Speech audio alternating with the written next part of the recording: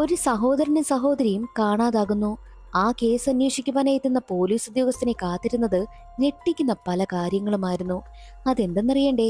എങ്കിൽ നമുക്ക് crime thriller series ആയ റാക്കിന്റെ കഥ നോക്കിയാലോ? വീഡിയോ കാണുന്ന കൂട്ടുകാർ ഒന്ന് ലൈക്ക് ചെയ്തിട്ട് കാണാൻ മറക്കരുതേ. കഥ നടക്കുന്നത് ഡൽഹിയിലാണ്. സ്കൂൾ വിദ്യാർത്ഥിനിയായ സുമൻ ക്ലാസ്സൊക്കെ കഴിഞ്ഞ് തന്റെ സഹോദരനെ കാത്തു നിൽക്കുകയാണ്. സഹോദരൻ വരാൻ ലേറ്റ് ആയതുകൊണ്ട് തന്നെ അന്നേ ദിവസം അവർക്ക് ബസ് മിസ്സായി പോകുന്നു. അതുകൊണ്ട് തന്നെ അതുവഴി വരുന്ന കാറിലെ ലിഫ്റ്റ് ചോദിച്ചാണ് രണ്ടാളും വീട്ടിലേക്ക് പോകുന്നത്. പിന്നീട് സുമന്റെ ഫാമിലിയെ കുറിച്ചാണ് കാണിക്കുന്നത്. സുമന്റെ വീട്ടിൽ അച്ഛനും അമ്മയും സഹോദരനും പിന്നെ സുമനുമാണുള്ളത്. സുമന്റെ അച്ഛൻ ഒരു ആർമി ഉദ്യോഗസ്ഥനായിരുന്നു. സുമൻ നന്നായിട്ട് പാട്ട് പാടും. അതുകൊണ്ട് തന്നെ സുമന് റേഡിയോയിൽ പാടുവാനായിട്ടുള്ള ഒരു അവസരവും കിട്ടിയിരിക്കുന്നു. പാട്ട് പാടുവാൻ പോകുവാനായിട്ട് അവൾ റെഡിയാവുകയാണ്. ലേറ്റായി കഴിഞ്ഞാൽ തന്റെ കൂട്ടുകാരിയെ കൊണ്ട് പാടിക്കും. അതുകൊണ്ട് എത്രയും വേഗം പോകണമെന്നും സുമൻ പറയുന്നു. എന്നാൽ അച്ഛന് വേറൊരു തിരക്കുള്ളത് കൊണ്ട് തന്നെ സഹോദരനൊപ്പം പോകുവാൻ വേണ്ടിയിട്ടാണ് അമ്മയും അച്ഛനും പറയുന്നത്. അങ്ങനെ സുമനാണെങ്കിലോ തന്റെ സഹോദരനൊപ്പം റേഡിയോയിൽ പാടുവാനായിട്ടും പോകുന്നു. കുറേ സമയം കഴിഞ്ഞ് സുമന്റെ പാട്ട് വരുന്ന സമയമായി. അച്ഛനും അമ്മയും അവളുടെ പാട്ട് കേൾക്കുവാൻ വേണ്ടിയിട്ട് വെയിറ്റ് ചെയ്തിരിക്കുകയാണ്. എന്നാൽ അതേസമയം സുമന് പകരം പാട്ട് പാടിയത് സുമന്റെ കൂട്ടുകാരിയായിരുന്നു. അയ്യോ, സുമൻ എന്തു പറ്റി? ലേറ്റായി ചെന്ന് കഴിഞ്ഞാൽ കൂട്ടുകാരി കൊണ്ട് പാടിക്കുമെന്ന് പ്രത്യേകം സുമൻ പറഞ്ഞിരുന്നു. ഇനി സുമൻ ലേറ്റായോ എന്ന ചിന്ത അച്ഛനും അമ്മയ്ക്കും ഉണ്ടാകുന്നു. ഉടനെ തന്നെ അച്ഛനാണെങ്കിൽ സുമനെ അന്വേഷിച്ച് റേഡിയോ സ്റ്റേഷനിലേക്ക് എത്തും. എന്നാൽ അവിടെ സുമന്റെ കൂട്ടുകാരി മാത്രമായിരുന്നു ഉണ്ടായിരുന്നത്. സുമൻ എവിടെയെന്ന് തിരക്കുമ്പോൾ സുമനത്തിൽ നിന്ന് വന്നില്ലല്ലോ, അതുകൊണ്ടാണ് ഞാൻ പാടിയതെന്നും കൂട്ടുകാരി പറയുന്നു. സുമൻ എവിടെ പോയി എന്ന ടെൻഷനായി അച്ഛന്. ഉടനെ തന്നെ അച്ഛനാണെങ്കിൽ സുമനെ അന്വേഷിച്ച് അവരുടെ കൂട്ടുകാരികളുടെ വീട്ടിലേക്കൊക്കെ പോകും. പക്ഷെ അവിടെയൊന്നും സുമൻ ചെന്നിട്ടേയില്ല. ആ ഒരു സീൻ അവിടെ കട്ടായി. പിന്നീട് ബോംബെയാണ് കാണിക്കുന്നത്. തിയേറ്ററിലേക്ക് തന്റെ ഗേൾഫ്രണ്ടിനൊപ്പം സിനിമ കാണുവാൻ വേണ്ടിയിട്ട് എത്തിയതായിരുന്നു ഒരു ബിസിനസ്സുകാരൻ. അയാൾ ആ തിയേറ്ററിലിരുന്ന് ഗേൾഫ്രണ്ടുമായിട്ട് നന്നായിട്ട് റൊമാൻസ് ഒക്കെ ചെയ്യുന്നുണ്ട്. എന്നാൽ ഇത് ബാബു എന്നും രാജു എന്നും പേരുള്ള രണ്ടുപേര് ശ്രദ്ധിക്കുന്നുണ്ടായിരുന്നു. ബിസിനസ്സുകാരൻ വാഷ്റൂമിൽ പോയ സമയം അയാളുടെ പിന്നാലെ ബാബുവും രാജുവും പോകും. എന്നിട്ട് അയാളെ ഒരുപാട് കളിയാക്കുകയാണ്. അത് കേട്ട് അയാൾക്ക് വല്ലാതെ ദേഷ്യം വരികയും ഉടനെ തന്നെ അവരെ തല്ലുവാനായിട്ടും പോകുന്നു. എന്നാൽ ബാബുവും രാജുവും ബിസിനസ്സുകാരനെ തിരികെ തല്ലുകയും അയാളുടെ പേഴ്സ് അടിച്ച് മാറ്റുകയും ചെയ്യും. പേഴ്സിലുണ്ടായിരുന്ന കാശും എടുത്തുകൊണ്ടാണ് രണ്ടാളും അവിടെ നിന്ന് രക്ഷപ്പെട്ടു പോകുന്നത്. സെക്യൂരിറ്റി പിടികൂടുവാനൊക്കെ ശ്രമിക്കും. പക്ഷേ നടക്കുന്നതേയില്ല. അവന്മാർ രക്ഷപ്പെട്ടു പോവുകയും ചെയ്യുന്നു. ആ സീൻ അവിടെ കട്ടായി വീണ്ടും ഡൽഹിയാണ് കാണിക്കുന്നത്. ഡൽഹിയിലെ ഒരു പോലീസ് സ്റ്റേഷനിലേക്ക് തന്റെ മകനുള്ള ഫുഡുമായിട്ട് എത്തുകയാണ് അച്ഛൻ. ആ അച്ഛന്റെ മകൻ സ്റ്റേഷനിലെ SI ആണ്. അതാണ് നമ്മുടെ കഥാനായകനായ JP. JP നന്നായിട്ടിരുന്ന് പഠിക്കുകയാണ്. ഇനി എന്തായാലും ആഹാരമൊക്കെ കഴിച്ചിട്ടിരുന്ന് പഠിച്ചാൽ മതിയെന്ന് അച്ഛൻ അവനോട് പറയുന്നു. JP SI ആയിട്ട് ഉയർന്ന പൊസിഷനിലേക്ക് പോകുവാൻ വേണ്ടിയിട്ടുള്ള ടെസ്റ്റ് എഴുതുവാൻ വേണ്ടിയിട്ടാണ് പ്രിപ്പയർ ചെയ്തുകൊണ്ടിരിക്കുന്നത്. JP ഫുഡ് കഴിച്ചുകൊണ്ടിരിക്കുന്ന സമയം JPക്ക് ഒരു കോള് വരുന്നു. സുമനും സുമന്റെ സഹോദരനും മിസ്സിംഗ് ആയ കേസിനെ കുറിച്ചാണ് JPക്ക് കോൾ വന്നതും. ഉടനെ തന്നെ JPയും കൂടെ ഉണ്ടായിരുന്ന പോലീസുകാരും സുമന്റെ വീട്ടിലേക്ക് എത്തുന്നു. ആർമി ഉദ്യോഗസ്ഥന്റെ മക്കളാണ് മിസ്സിംഗ് ആയിരിക്കുന്നത്. അതുകൊണ്ട് തന്നെ കേസ് നല്ല സെൻസേഷണൽ ആവാൻ ചാൻസ് ഉണ്ട്. മാത്രമല്ല കാശുകാരുടെ മക്കളായതുകൊണ്ട് തന്നെ ആരെങ്കിലും കടത്തിക്കൊണ്ട് പോയതായിരിക്കുമെന്ന ചിന്തയൊക്കെ JPക്കും കൂടെയുള്ള പോലീസുകാർക്കും ഉണ്ടാകുന്നു. ആ ഒരു കാര്യം JP സുമന്റെ അച്ഛനോട് പറയുന്നുണ്ട്. ആരെങ്കിലും കോള് ചെയ്യുന്നുണ്ടോ എന്നുള്ള കാര്യം പ്രത്യേകം ശ്രദ്ധിക്കണം. കാശ് ചോദിച്ച് ഉറപ്പായിട്ടും ആരെങ്കിലും വിളിക്കാതിരിക്കില്ല. രണ്ടുപേരെയും നമുക്കുടനെ കണ്ടെത്താമെന്നും JP പറയുന്നു. അതേ സമയമായിരുന്നു സുമന്റെ അച്ഛനൊരു കോള് വരുന്നത്. സുമനെയും സുമന്റെ സഹോദരനെയും പോലുള്ള രണ്ടുപേരുടെ ഡെഡ് ബോഡി കിട്ടിയിട്ടുണ്ട്. ഉടനെ തന്നെ വരണമെന്നായിരുന്നു വിളിച്ചാൽ പറഞ്ഞത്. വിളിച്ചത് അവരുടെ ബന്ധുവായിരുന്നു.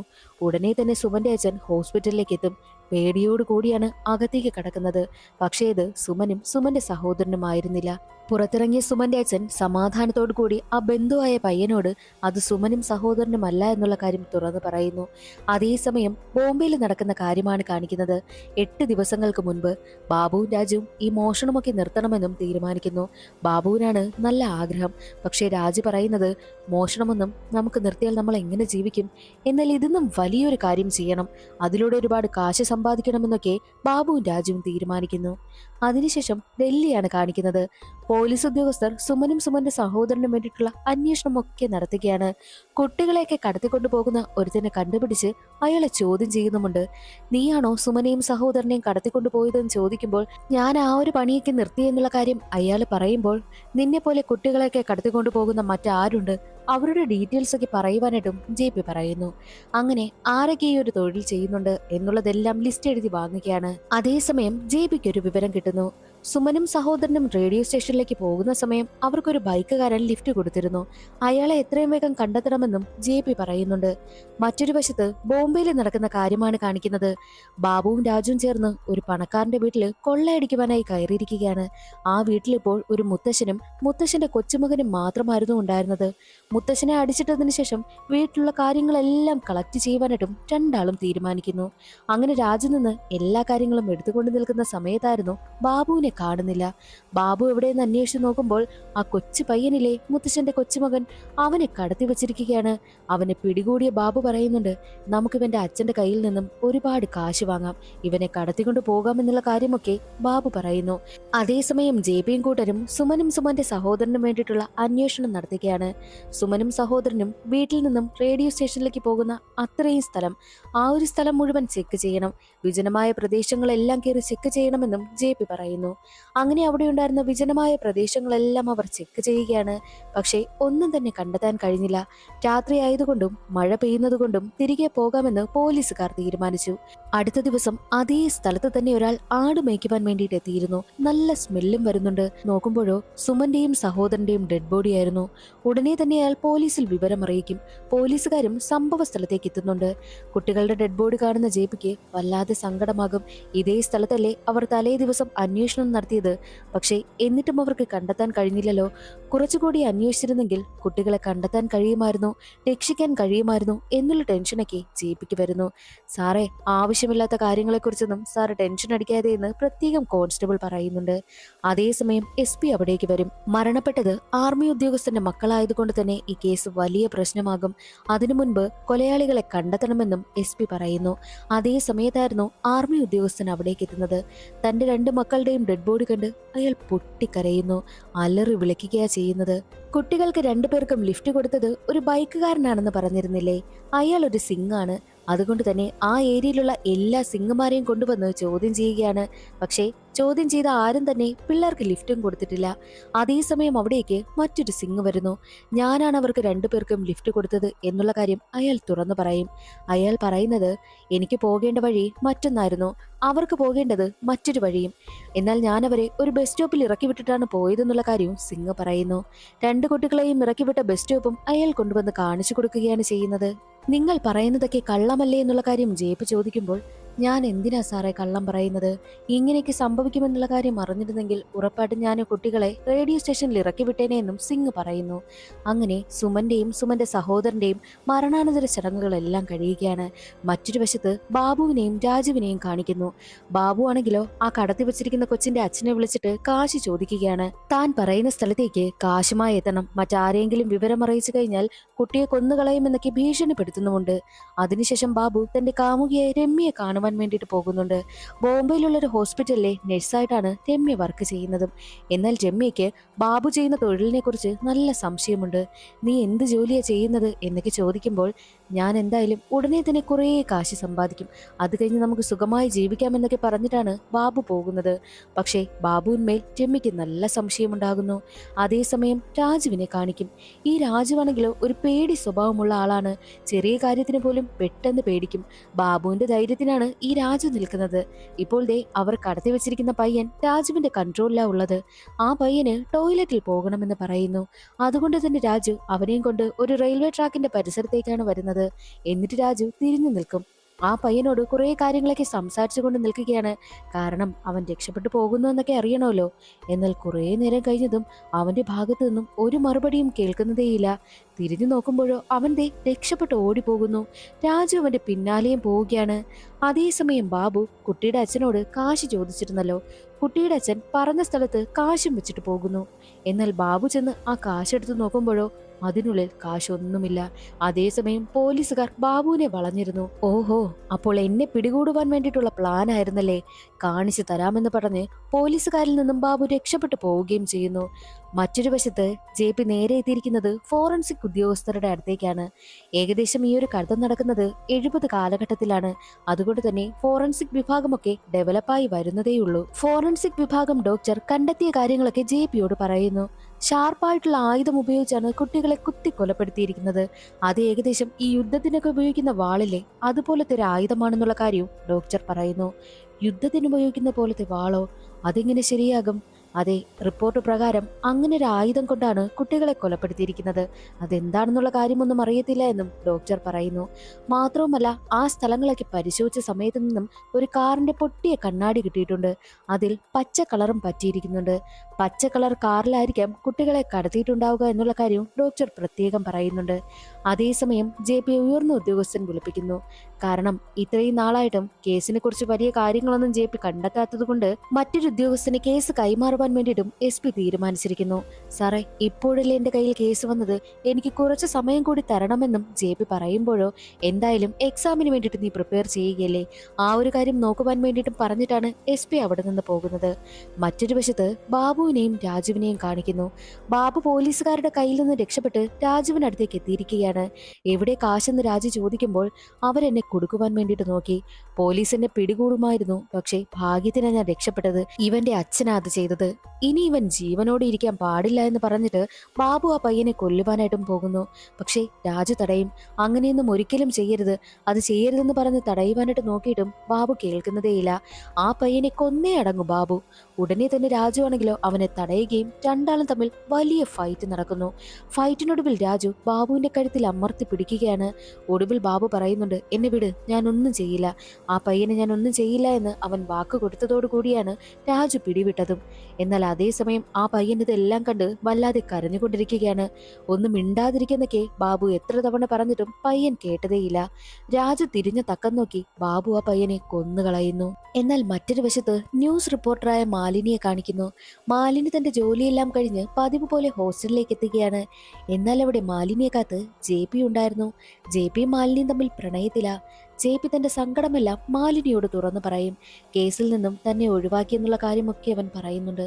മാത്രവുമല്ല, ആ കുട്ടികളുടെ രണ്ടുപേരുടെയും ഫോട്ടോ JPയുടെ കൈവശമുണ്ടായിരുന്നു. ഫോട്ടോയും കേസിന്റെ ഡീറ്റെയിൽസ് എല്ലാം മാലിനിക്ക് കൈമാറുകയാണ് ചെയ്യുന്നത്. എന്തെങ്കിലും നിന്നെ കൊണ്ട് ചെയ്യാൻ പറ്റുമെങ്കിൽ ചെയ്യുമെന്ന് മാലിനിയോട് അവൻ പ്രത്യേകം പറയുന്നു. മാത്രവുമല്ല, JP ഒരു കാര്യം കൂടി ചിന്തിക്കുകയാണ്. എന്തായാലും അങ്ങനെ വിട്ടാൽ പറ്റില്ലല്ലോ, നാളെയല്ലേ കേസ് കൈമാറൂ, ഇന്നത്തെ ഒരു രാത്രി മുഴുവനില്ലേ, ഇതിനിടയിൽ വെച്ച് എന്തെങ്കിലും കണ്ടെത്തണമെന്നും JP തീരുമാനിക്കുന്നു. അതേസമയം മരണപ്പെട്ടു പോയ കുട്ടികളുടെ അമ്മയെ കാണിക്കുകയാണ്. കുട്ടികളുടെ അമ്മ ഒരു സ്കൂൾ അധ്യാപികയാ. പേപ്പർ നോക്കിക്കൊണ്ടേയിരിക്കുന്നു. അതേസമയം സുമന്റെയും സഹോദരന്റെയും മരണവാർത്ത റേഡിയോയിൽ കേൾക്കുന്ന സമയം ബന്ധുവായ പയ്യന്നത് ഓഫാക്കുവാനായി നോക്കുന്ന സമയത്ത് വേണ്ട എന്നുള്ള രീതിയിൽ സുമന്റെ അമ്മ കണ്ണു കാണിക്കും. രണ്ടു കുട്ടികളും മരണപ്പെട്ടതിൽ പിന്നെ മാനസിക നില തെറ്റിയ അവസ്ഥയിലാണ് സുമന്റെ അമ്മ കടന്നു പോകുന്നത്. അതേസമയം JP നേരെ എത്തുന്നത് കുട്ടികളുടെ ഡെഡ് ബോഡി കിട്ടിയ ആ ഒരു സ്ഥലത്തേക്കാണ്. അവിടെ എത്തുമ്പോഴോ രാത്രി ഒരാൾ അവിടെ നിൽക്കുന്നു. ആരാ എന്നറിയുവാൻ വേണ്ടിയിട്ട് JP ലൈറ്റ് അടിച്ചു നിന്ന് നോക്കുമ്പോൾ അത് മറ്റാരുമല്ല, ആർമി ഉദ്യോഗസ്ഥനായിരുന്നു. അതായത് മരണപ്പെട്ടു പോയ കുട്ടികളുടെ അച്ഛൻ. അച്ഛനാണെങ്കിൽ വല്ലാത്തൊരവസ്ഥയിലൂടെയാണ് കടന്നു പോകുന്നത്. അച്ഛൻ പറയുന്നത് സുമൻ ധൈര്യശാലിയാണ്, പക്ഷേ സഹോദരൻ അങ്ങനെയല്ല. അവൻ ഇരുട്ടെന്ന് വെച്ചാൽ പേടിയാ. രണ്ടുപേരും കെട്ടിപ്പിടിച്ച് കിടക്കുന്ന രീതിയിലാണ് അവരുടെ ഡെഡ് ബോഡി കിട്ടിയത്. ഓർക്കുമ്പോൾ തന്നെ എനിക്ക് സഹിക്കാൻ കഴിയുന്നില്ല എന്ന് അച്ഛൻ പറയുന്നു. JP അച്ഛനെ സമാധാനിപ്പിച്ച് അവിടെ നിന്ന് കൊണ്ടുപോവുകയാണ് ചെയ്യുന്നത്. JP തിരികെ വരുന്ന സമയം നല്ല മഴ പെയ്യുന്നുണ്ടായിരുന്നു. ആ മഴയത്ത് ഒരു കാർ നിയന്ത്രണം വിട്ട് വരികയാണ്. JPയുടെ ജീപ്പിലിടിച്ച് കാർ ഒരു കുഴിയിലേക്കും വീഴുന്നു. എന്താണെന്ന് അറിയുവാൻ വേണ്ടിയിട്ട് JP ഇറങ്ങി നോക്കുമ്പോഴോ അതൊരു പച്ച കളർ കാറായിരുന്നു. പച്ച കളർ കാറല്ലേ ഞാനും അന്വേഷിക്കുന്നതെന്നും JP ചിന്തിക്കുന്നു. ഉടനെ തന്നെ കാറിനടുത്തേക്ക് ചെല്ലും. പക്ഷേ കാറിൽ ആരും തന്നെ ഉണ്ടായിരുന്നില്ല. കാറിന്റെ ഡോറൊക്കെ ഓപ്പൺ ആക്കി നോക്കുന്ന സമയത്ത് സീറ്റിലെല്ലാം രക്തം കിടക്കുന്നുണ്ട്. അതോടുകൂടി JPയുടെ സംശയമൊക്കെ ഉറപ്പായി. ഉടനെ തന്നെ കാറ് ഫോറൻസിക് ഉദ്യോഗസ്ഥരുടെ അടുത്തേക്ക് കൊണ്ടുപോകും. ഉദ്യോഗസ്ഥർ ചെക്ക് ചെയ്തതിനു ശേഷം ആ കാറിൽ നിന്നും വാളൊക്കെ കണ്ടെത്തുന്നു. വാൾ ഉപയോഗിച്ചാണ് കൊല നടത്തിയത് എന്നുള്ള കാര്യം ഫോറൻസിക് ഉദ്യോഗസ്ഥൻ പറഞ്ഞില്ലേ, ആ വാളാണ് ഇപ്പോൾ കിട്ടിയിരിക്കുന്നതും. അതോടുകൂടി ഈ കാർ ഉപയോഗിച്ചിരുന്ന ആരോ ആണ് കൊല നടത്തിയിരിക്കുന്നതും. ഇതേ കാറിൽ തന്നെയാണ് കുട്ടികളെ കൊണ്ടുപോയത് എന്നുള്ള കാര്യം പോലീസുകാർ ഉറപ്പിക്കുന്നു.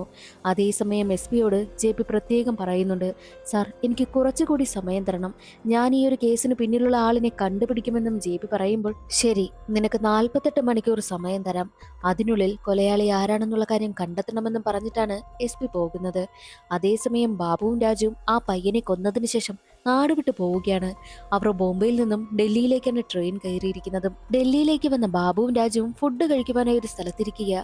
ബാബുവിനോട് രാജു മിണ്ടുന്നതേയില്ല. നീ എന്നോട് ക്ഷമിക്കേ, എനിക്കൊരു അബദ്ധം പറ്റി പോയതാ. ഇനി എന്തായാലും ഞാൻ ഇങ്ങനെയൊന്നും ചെയ്യില്ല. നീ പറയുന്നതേ ഞാൻ കേൾക്കൂ എന്നുള്ള കാര്യവും ബാബു പറയുന്നു. അങ്ങനെയാണെങ്കിൽ ഒരു കാര്യം ചെയ്യാം. എൻ്റെ ഒരു കൂട്ടുകാരൻ ഇവിടെ ഒരു ഹോട്ടലിലാണ് വർക്ക് ചെയ്യുന്നത്. നമുക്കും അവിടെ ജോലിക്ക് കയറാം. ഇനിയെങ്കിലും അധ്വാനിച്ച് ജീവിക്കാമെന്നും രാജു പറയുന്നു. അതിന് ബാബു സമ്മതിക്കുകയാണ് ചെയ്യുന്നത്.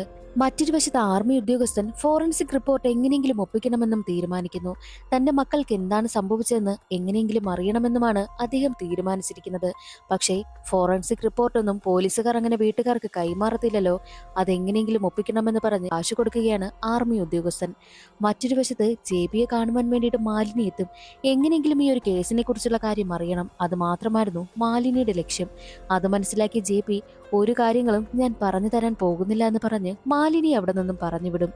അതേ സമയം തന്നെയായിരുന്നു ആ ഒരു പച്ച കളർ കാറിന്റെ ഓണറിനെ കണ്ടെത്തുന്നു. കാറ് രജിസ്റ്റർ ചെയ്തിരിക്കുന്നത് വീർ എന്ന ആളിന്റെ പേരിലാണ്. വീറിന്റെ അഡ്രസ്സ് കണ്ടെത്തിയെത്തിയ ജെപിയോടും കൂട്ടരോടും അവിടെ ഉണ്ടായിരുന്ന ആളുകൾ പറയുന്നത്, നിങ്ങൾ വീറിനെ അന്വേഷിച്ചാണോ വന്നത്? അവൻ വളരെ മോശമായിട്ടുള്ള ആളാണ്. ആണെന്നോ പെണ്ണെന്നോ ഒന്നും അവനില്ല. ആരെ വേണമെങ്കിലും അവന്റെ കയ്യിൽ കിട്ടിയാൽ അവൻ നശിപ്പിക്കും. അത്തരമൊരു മോശമായിട്ടുള്ള ആളാ. കുറേ നാളായിട്ട് അവനെ കാണുന്നില്ല. അവൻ എവിടെ പോയി എന്നുള്ള കാര്യം അറിയില്ല എന്നും അവിടെ ഉണ്ടായിരുന്നവർ പറയുന്നു. എങ്ങനെയെങ്കിലും വീറിനെ കണ്ടെത്തണമെന്നും ജെപി തീരുമാനിക്കും. അതേസമയം ബാബുവും രാജുവും നേരെ എത്തിയിരിക്കുന്നത് രാജുവിന്റെ കൂട്ടുകാരൻ വർക്ക് ചെയ്യുന്ന 5 സ്റ്റാർ എന്ന ഹോട്ടലിലേക്കാണ്. പേര് 5 സ്റ്റാർ എന്ന് മാത്രമേ ഉള്ളൂ, അല്ലാതെ ഹോട്ടൽ ചെറിയൊരു ഹോട്ടലാണ്. അകത്തേക്ക് കടക്കുന്ന സമയത്ത് രാജു തന്റെ കൂട്ടുകാരനായ മണിയെ കാണുന്നു. മണിയുടെ ജോലി എന്തെന്നാൽ ഹോട്ടലിൽ വരുന്നവർക്ക് മുന്നിലായിട്ട് പെൺവേഷം കെട്ടി പാട്ടൊക്കെ പാടുക. ഇത് കാണുന്ന ബാബു രാജുവിനെ കളിയാക്കി ചിരിക്കും. ഇതാണോ നിന്റെ ഫ്രണ്ട്, പെൺവേഷം കെട്ടി നടക്കുന്നവനോ എന്നൊക്കെ പറഞ്ഞ് കളിയാക്കി ചിരിക്കുകയാണ്. അതേസമയം അതേ ഹോട്ടലിലായിട്ട് പോലീസുകാരൊക്കെ അന്വേഷിക്കുന്ന ആ വീറില്ലേ, അവനുണ്ടായിരുന്നു. വീർ ഉടനെ തന്നെ പെൺവേഷം കെട്ടി നിൽക്കുന്ന മണിയെ കണ്ട് മണിയോട് മോശമായിട്ട് പെരുമാറുവാനൊക്കെ ശ്രമിക്കും. എടോ, ഞാനൊരു ആണാണ്, ഞാൻ പെൺവേഷം കെട്ടിയതാണ് എന്നൊക്കെ പറഞ്ഞിട്ടും ഈ വീറ് കേൾക്കുന്നതേയില്ല. പ്രോഗ്രാം കഴിഞ്ഞെത്തുന്ന മണിക്ക് രാജു ബാബുവിനെ പരിചയപ്പെടുത്തി കൊടുക്കുന്നു. മണിയെ സംബന്ധിച്ചിടത്തോളം രാജുവിനെ മാത്രമേ മണിക്ക് അറിയൂ. ബാബു ആരാണെന്ന് പോലും മണിക്ക് അറിയതേയില്ല. ജോലി റെഡിയാകുന്നത് വരെ എന്റെ റൂമിൽ താമസിച്ചു കൊള്ളുവാനായിട്ടും മണി ബാബുവിനോടും രാജുവിനോടും പറയും. അതേ സമയത്തായിരുന്നു മണിക്കടുത്തേക്ക് വീർ എത്തുന്നത്. മണിയെ കാണുന്ന വീർ മണിയോട് മോശമായിട്ട് പെരുമാറുവാനായും ശ്രമിക്കും. അത് കാണുന്ന ബാബുവിന് ദേഷ്യം വരികയും വീറിനിട്ട് ഒന്ന് കൊടുക്കുകയും ചെയ്യുന്നു. അടികൊണ്ട് തറയിൽ വീണ വീറ്, നീ ആളിനെ വിട്ട് തല്ലിക്കാറായല്ലേ എന്നെ, നിനക്ക് നോക്കിക്കോ ഞാൻ വെച്ചിട്ടുണ്ടെന്നും വീർ വെല്ലുവിളിക്കുന്നു. അതേസമയം മണിയും ബാബുവും രാജുവും അവിടെ നിന്ന് പോവുകയും ചെയ്യും.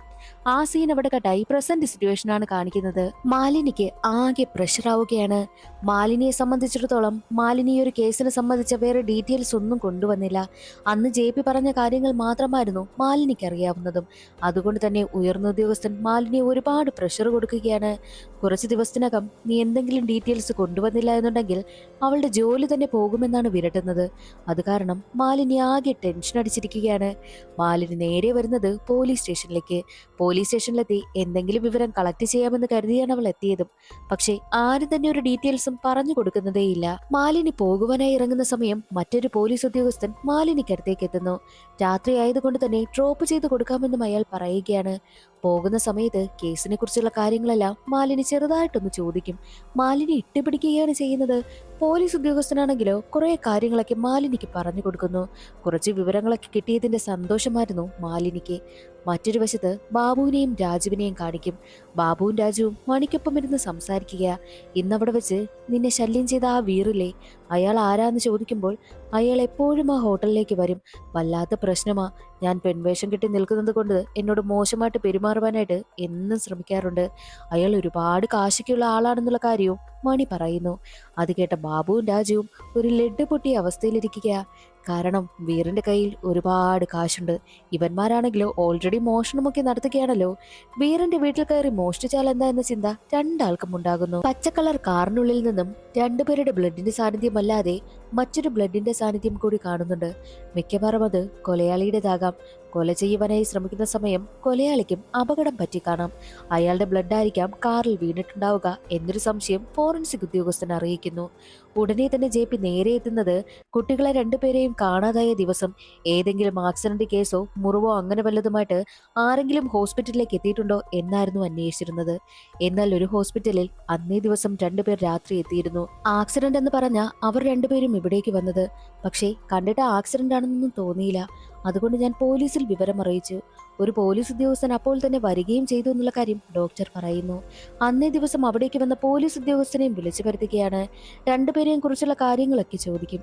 പോലീസ് ഉദ്യോഗസ്ഥൻ പറയുന്നത് അവരെ രണ്ടുപേരെയും കണ്ടിട്ട് പ്രശ്നക്കാരാണെന്നൊന്നും തോന്നിയില്ല. അതുകൊണ്ട് തന്നെ ഞാൻ വേറെ കംപ്ലൈന്റ് ഒന്നും എഴുതി വാങ്ങിയില്ല. അവരെ പറഞ്ഞു വിടുകയാണ് ചെയ്തതെന്നും ആ ഒരു പോലീസ് ഉദ്യോഗസ്ഥൻ പറയുന്നു. അത് കേട്ടതും ജെപിക്ക് വല്ലാതെ ദേഷ്യം വരും. അവരുടെ കയ്യിൽ നിന്നും എന്തെങ്കിലും ഡീറ്റെയിൽസ്, അഡ്രസ്സോ ഫോൺ നമ്പറോ വല്ലതും എഴുതി വാങ്ങിയിരുന്നു എന്ന ദേഷ്യത്തോടു കൂടി ജെപി ചോദിക്കുമ്പോൾ അഡ്രസ്സ് എഴുതി വാങ്ങിയിരുന്നു എന്നുള്ള കാര്യവും പോലീസ് ഉദ്യോഗസ്ഥൻ പറയുന്നു. അങ്ങനെ അന്നവർ കൊടുത്ത അഡ്രസ്സ് ജെപിക്ക് കൈമാറുകയാണ് ചെയ്യുന്നത്. ആ സീൻ അവിടെ കട്ടായി ബാബുവിനെയും രാജുവിനെയും മണിയെയുമാണ് കാണിക്കുന്നത്. അവർ മൂന്നുപേരും കൂടി നേരെ പോകുന്നത് വീറിന്റെ വീട്ടിലേക്കും. മണിയോട് അവർ രണ്ടുപേരും പറഞ്ഞിരിക്കുന്നത്, നിന്നോട് മോശമായി പെരുമാറുന്ന വീറില്ലേ, അവനിട്ട് രണ്ട് കൊടുക്കണം, അതിനു വേണ്ടിയിട്ടാണ് നമ്മൾ മൂന്നുപേരും പോകുന്നത് എന്ന് പറഞ്ഞാണ് എത്തിയിരിക്കുന്നത്. എന്നാൽ വീട്ടിലേക്ക് എത്തുന്ന മണി, നീ എന്നെ ടോർച്ചർ ചെയ്യില്ലേ, നിനക്കിട്ട് രണ്ട് തരാൻ വേണ്ടിയിട്ടാ ഞാൻ എന്റെ കൂട്ടുകാരുമായി വന്നതെന്നും മണി പറയുമ്പോഴോ അകത്തേക്ക് കിടന്ന ബാബു വീറിനോട് പറയുന്നത്, ദേ നിനക്കിവനെ ഉപയോഗിക്കാനല്ലേ ആഗ്രഹം, നീ എത്ര വേണോ ഇവനെ ഉപയോഗിച്ചോ, പക്ഷേ ഞങ്ങൾക്ക് കാശ് മതി, നീ ഞങ്ങൾക്ക് കാശ് തന്നിട്ട് ഇവനുമായിട്ട് എത്ര ടൈം വേണമെങ്കിലും സ്പെൻഡ് ചെയ്തോ എന്ന് ബാബു പറയുന്നു. അത് കേട്ടതും മണി ഷോക്കായി പോവുകയാണ്. മണി കരുതിയിരുന്നത് തനിക്ക് വേണ്ടിയിട്ട് അവർ വീറിനെ തല്ലുവാൻ വേണ്ടിയിട്ട് വന്നതാണെന്നാണ്. പക്ഷെ അവർ മണിയെ ഇട്ടുകൊടുക്കുകയാണല്ലോ ചെയ്തത്. എന്നാൽ വീർ പറയുന്നത്, എനിക്ക് അവനെ മാത്രം പോരാ, നിങ്ങളെ രണ്ടുപേരെയും കൂടി വേണം, ഞാൻ കാശൊന്നും തരാൻ പോകുന്നില്ല, നിങ്ങളെ മൂന്നുപേരെയും ഞാൻ ഉപയോഗിക്കുമെന്ന് വീർ പറയുമ്പോഴോ അത് കേട്ട് ദേഷ്യം വന്ന ബാബുവും രാജുവും വീറിനെ തല്ലുന്നു. അവസാനം ആ ഒരു തല്ല് കൂടിക്കൂടി വീറിനെ അവർ രണ്ടുപേരും കൊല്ലുമെന്ന അവസ്ഥയായി. അത് കാണുന്ന മണി പേടിച്ചവിടെ നിന്നും ഓടിപ്പോവുകയും ചെയ്യുന്നു. ഒരു ഘട്ടത്തിൽ വീറിനെ അവർ രണ്ടുപേരും ചേർന്ന് കൊലപ്പെടുത്തുകയാണ്. മണി അവിടെ നിന്നും രക്ഷപ്പെട്ടു പോയി എന്നുള്ള കാര്യവും ബാബുവിനും രാജുവിനും മനസ്സിലായി. അതേസമയം വീറിന്റെ വീട്ടിലുണ്ടായിരുന്ന കാശൊക്കെ അവർ എടുക്കുകയും പോകുവാനായി ഇറങ്ങുന്ന സമയത്ത് വീറിന്റെ വീട്ടിൽ വാളിരിക്കുന്നത് കാണുന്നു. അതും പഴയ കാലത്ത് ഉപയോഗിക്കുന്ന രീതിയിലുള്ള വാള്. എന്തെങ്കിലും ആവശ്യം വരുമെന്ന് കരുതി ബാബു അത് കയ്യിലെടുക്കുകയും ചെയ്യും. അന്ന് ആ പോലീസ് ഉദ്യോഗസ്ഥന്റെ കയ്യിൽ നിന്ന് കിട്ടിയ അഡ്രസ് അന്വേഷിച്ച് ഒരു വീട്ടിലേക്ക് എത്തുകയാണ് ജെപിയും കൂട്ടരും. അത് ആ മണിയുടെ വീടായിരുന്നു. അന്നേ ദിവസം അവർ മൂന്നുപേരും അവിടെ ഇരുന്ന് ഭക്ഷണം കഴിച്ച അതേ വീടില്ലേ, അത് തന്നെയായിരുന്നു. വീടിനകത്തേക്ക് കയറി അന്വേഷിക്കും, പക്ഷേ ഒന്നും തന്നെ കണ്ടെത്തിയതേയില്ല. ആ സീൻ അവിടെ കട്ടായി ബാബുവിനെയും രാജുവിനെയും കാണിക്കും. അന്നേ ദിവസം വീറിന്റെ വീട്ടിൽ നിന്നും പുറത്തേക്ക് ഇറങ്ങുകയാണ് ബാബുവും രാജുവും. പക്ഷേ മണി അപ്പോഴേക്കും ബൈക്കുമായിട്ട് പോയിരുന്നു എന്നുള്ള കാര്യം അവർക്ക് മനസ്സിലായി. ഇനി എങ്ങനെ പോകുമെന്ന് ചിന്തിച്ചു നിൽക്കുന്ന സമയത്താണ് വീറിന്റെ വീടിന് മുന്നിലായി കിടക്കുന്ന വീറിന്റെ കാർ കാണുന്നത്. ആ പച്ച കളർ കാറുമെടുത്ത് രണ്ടാളും അവിടെ നിന്ന് പോവുകയും ചെയ്യുന്നു.